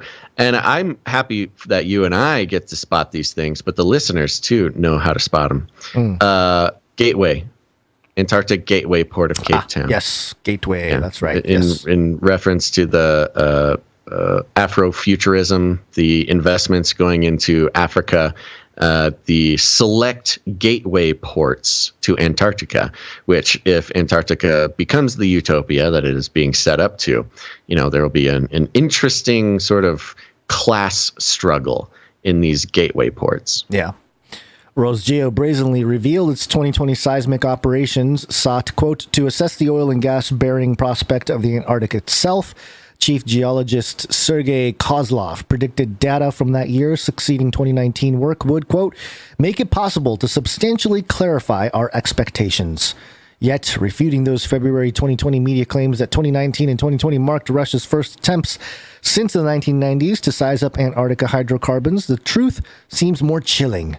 Instead, Daily Maverick's investigation into state documents shows Russia has not ceased its search for Far South's oil, gas, and other minerals swag since the late 1990s mining ban entered into force under the Antarctic Treaty Madrid Protocol, the environmental chapter that governs the ban. In 2021/22's Austral summer, it was indeed a Russian prospecting company that once again sailed south on a Kremlin-decreed mission to amass, quote, an information base on, quote, the mineral resource potential of the Antarctic. According to the prospecting... By the way, I'm sure every country did this in the last, few years. Or at the very least, a few years. Probably much longer. We've noted multiples, just in the past few months doing this. Which is, again, it's just one of those things where when Russia does, Russia's doing it, destroy the world. Yeah. According to the prospecting company, okay, it just goes into some of the stuff here with the details, but... Yeah, I know. Another example of Antarctica being a microcosm of geopolitics playing out. It's almost like a game that they play with Antarctica that inevitably, has larger consequences throughout the world. Let me wrap it here. Geopolitical interests. Chief among Antarctic state documents in Russia's grand vision for the White Continent and surrounds to 2030. Can't say that. Hold on. Let me just. What? Am I reading this wrong? White Continent. Oh, that's what it says. Chief among Antarctic state documents in Russia's grand vision for the capital continent and surrounds to 2030. According to that vision's 2021 released action plan, it is a major objective to scrutinize the region's, quote, geological structure and minerals by land, air, and sea. Charged with executing these orders are state entities Rosgeo, AARI, the Russian Polar Science Operator, Hydro Environment Agency Roshildromet, and Mineral Resource Agency Rosnedra. To further safeguard geopolitical interests, the Kremlin's reproduction and use of natural resources program emphasizes reliance on Antarctic geology data. This 660 billion rubles, about $10 billion, drive to 2024 is steered by the Natural Resource Ministry. At least 7 state bodies are listed as program participants. And so, Russia's got a whole program to tap into Antarctica for resources, which makes sense, and perhaps another reason why they're trying to cut him off. Like, hey, like think about. Oh my gosh, this is a repeat of the Sputnik and the whole space race that they did. It's very similar. Russia gets kind of Antarctica race, right? Russia's ahead of the curve, but then we can't let Russia win, so you got to start a war. It just seems like it's all part of the same game being played 100 years later. Yeah, well, we know that there are levels upon levels upon levels of games being played, and I think we can pretty confidently say that Antarctica is one of the higher level games being played consistently. Yeah, and it's not. I will say that my Google News feed with Antarctica is coming, and for some reason Antarctica comes in multiple times a day now, whereas it used to be like once every few days. No, so things are moving. It's definitely being picked up by all these mainstream sources, and a lot of it is repeating the same stories. But yeah, something's up for sure. So we'll keep an eye on it. I mean, I'm tempted to just repeat. It's almost like we need to put a graphic together that connects all the Antarctica stories and how they reflect not just what's happening now, but what seems to be happening on a broader scale. Just quick breaking news before we go out here, Gonz. Is it Antarctica related?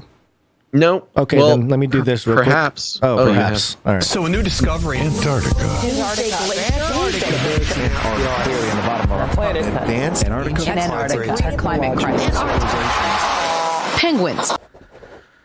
Breaking911.com. First 2022 U.S. case of monkeypox. Oh, yes. Confirmed in Massachusetts. Yeah, I saw that. Oh, watch out, folks. The monkeypox. We got the bird flu. We got the monkeypox. We got the bat cold. All sorts of things going on. The snake venom. Yeah. All right, everybody. Thanks for tuning in to this episode of Canary Cry News Talk. We'll be back on Friday. That will be the 20th of May. Wow. And thank you to everyone who produced this show. It means the world, not just to us, but of course to us and our emus, but also to other listeners. There's just thousands and thousands and thousands of people that benefit when the producers realize the value that the show brings to them and participate in the value for value model. And I will say this, by the numbers, most of the producers are the live stream viewers. So God bless you guys. And I invite the people who listen simply on Apple Podcasts or whatever, wherever you're listening. Just, you may not feel as connected if you simply listen to a pre-recorded podcast, but just know we're thinking about you. We make the show for you too. And if you get value, consider producing the show. Like our executive producer, whose name I am building tension until I release it now, which is executive producer Derek P. Thank you very much, Derek P. Thank you to Laura C. for signing up to the supply drop. And thank you to Nicholas B., Michael G., Morph, Sir JC, Night of the Techno Squatch, Dr. Who Done Dat, Alex Protocol V2, James M., LX Protocol V2 is on the list twice for some reason, Sir Casey the Shield Knight, Sir Scott Night of Truth, Veronica D., Gail M., Sir James Knight, and Sermon in the Lion of Judah, Jackie U., Puddin22, and Runk Smash. Woo! Thank you guys so much. We couldn't do the show without you. And and if you want to produce the show, head on over to CanaryCryRadio.com/support. CanaryCryRadio.com/support. And I got a few more producers to thank, starting with our Clippies.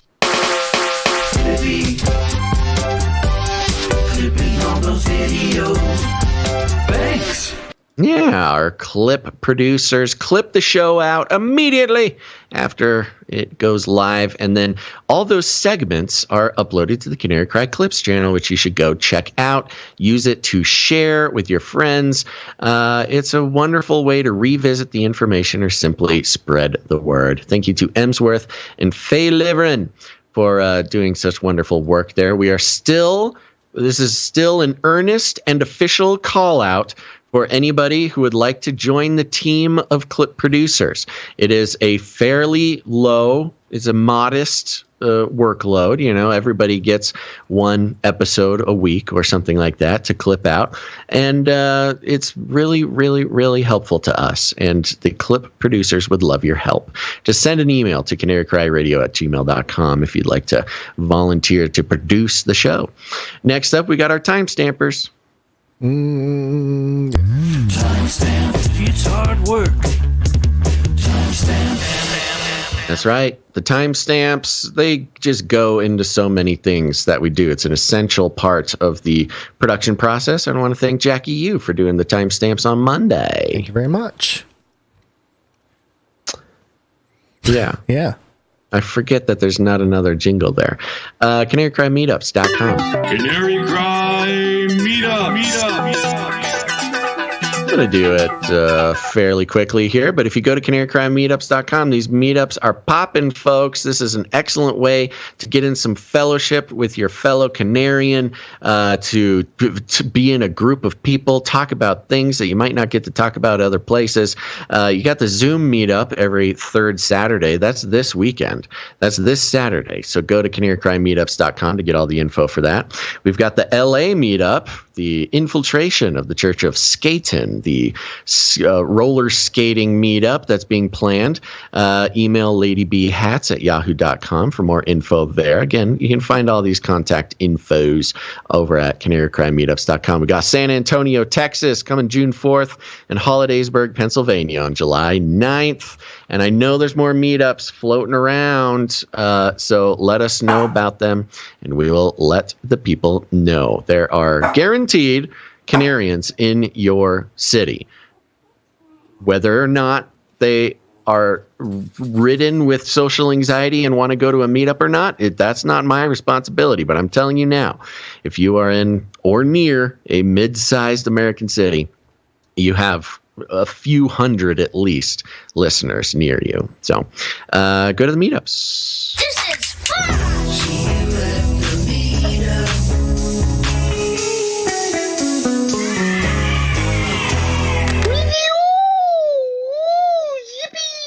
Yeah, this is also very important. It's something that helps out the show a lot, and we have no control over it. It is simply a reaction to the ratings and reviews that are left by you, dear listener, especially you, Apple Podcast listeners. Go leave a rating and review on Apple Podcasts. That's stars, and let people know. Let people know why you love the show so much. More than anything, we read them on the show. It's awesome, makes us feel good, and is wonderful content. But also, it activates the algorithms that go and share the show with unsuspecting strangers on the internet. We get hundreds of new listeners when we get a nice group of ratings and reviews every week. And just do it. Just leave a rating and a review. But that's it. Don't let grumpy uncle get you. Ugly, horrible person. You must leave review on iTunes. And if you do not, you are ugly, horrible person. You bring shame to family. Ugly, horrible person. That's right. But if we get 5 or more, you'll make me go, woo.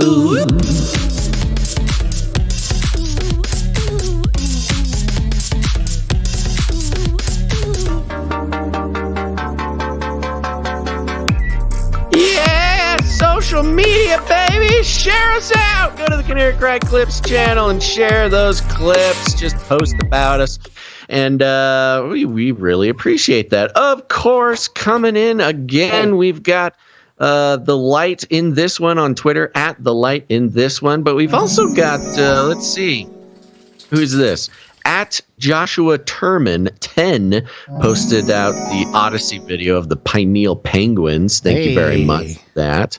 Yes, there was some more here, and I did a bad job of putting them on a list. But we really appreciate that. Again, this is the internet, and we're just sort of unfortunately beholden to the algorithms, at least for now. And so it really helps us out when you share clips of the show or just tag us and stuff.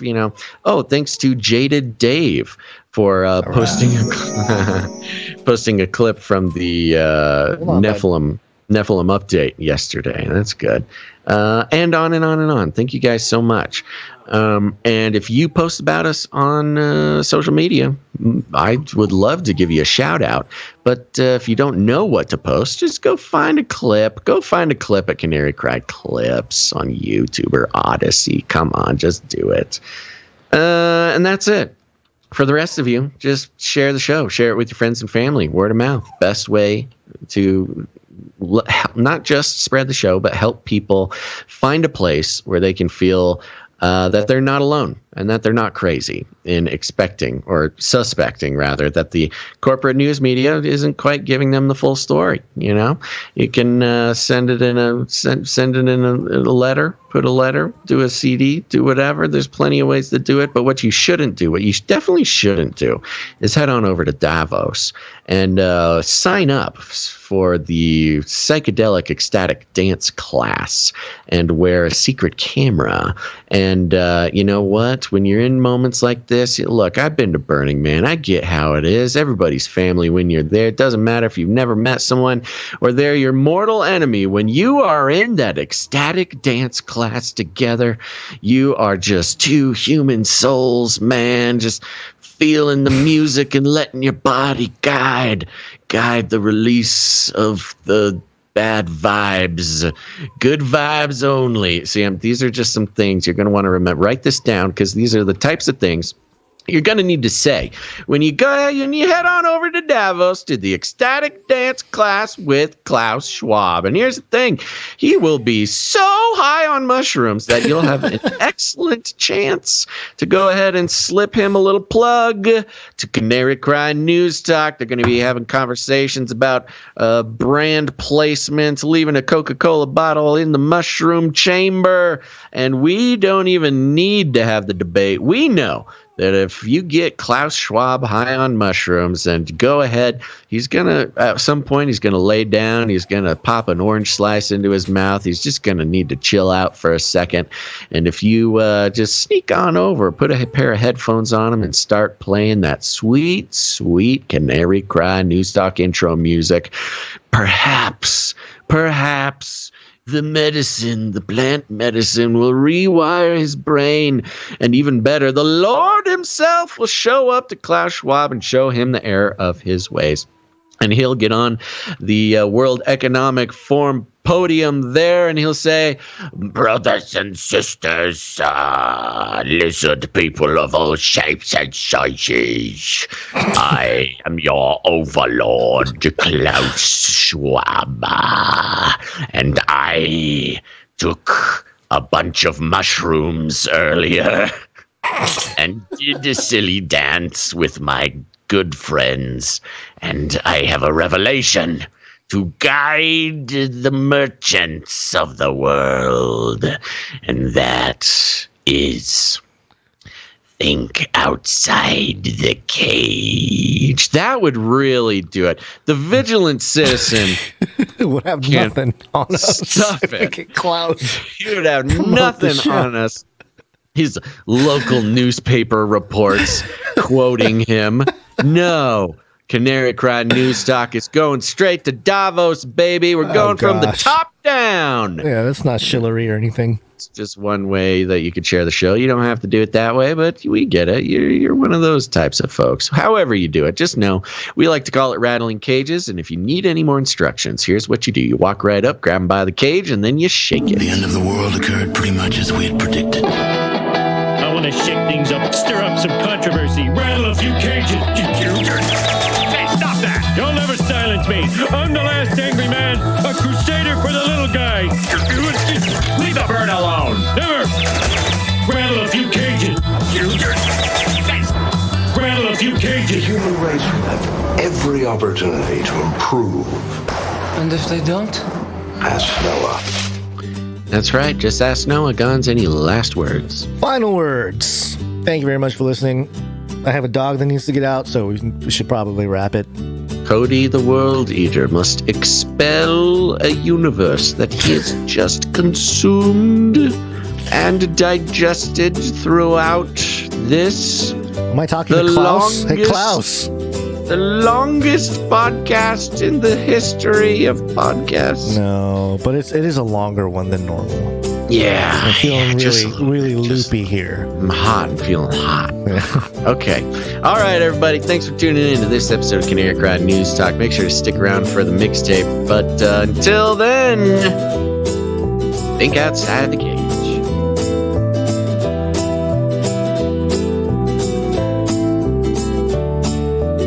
This is the way. We're all gonna die. This is the way. We're all gonna die. Give me a break. Feed him more. Feed him more.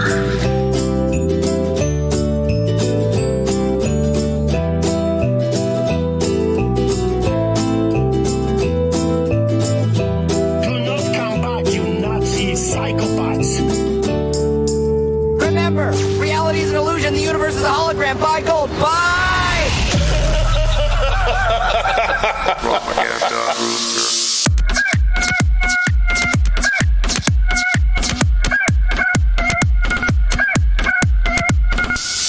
Can I tell you a sort of a twisted pleasure that I have? It's okay. No. Clearing out that lint trap. Clearing out that lint trap. Clearing out that lint trap. Clearing out that lint. Clearing out that lint trap. Clearing out that lint trap. Clearing out that lint trap. It takes time. A lint catcher. I love it, man. Hey, you gotta clean this out. It's like, a lint catcher. It's a great reset. A lint catcher. I love it, man. Hey, you gotta clean this out. A lint catcher. I love it, man. Yeah. I love peeling off that big old lint trap, rolling it into a ball, peeling off that big old lint trap, just like throwing it in the trash, really. Should I be saving this? No. You could knit it into a scarf or something? No. Surely. It's very soft. No. This would make really good fire starter. You are a weird prepper. Hoarder. Like a weird guy, man. Weird prepper. Not normal, like a weird guy, man. Clearing out that lint trap. No. Clearing out that lint trap. Clearing out that lint trap. That lint trap. I know it's gross, folks. A lint catcher. I love it, man. Hey, you gotta clean this out. It's like, a lint catcher. It's a great reset. A lint catcher. I love it, man. Hey, you gotta clean this out. A lint catcher. I love that. I'm constantly having to remind myself to wear a pink shirt for the show. Constantly having to remind myself, save the dryer lint, use it as fire starter, knit a scarf, save the dryer lint.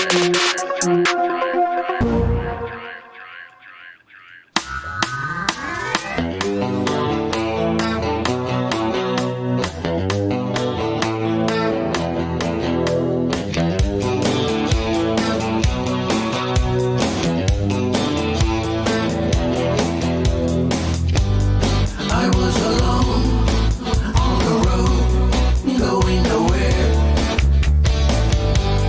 When I noticed I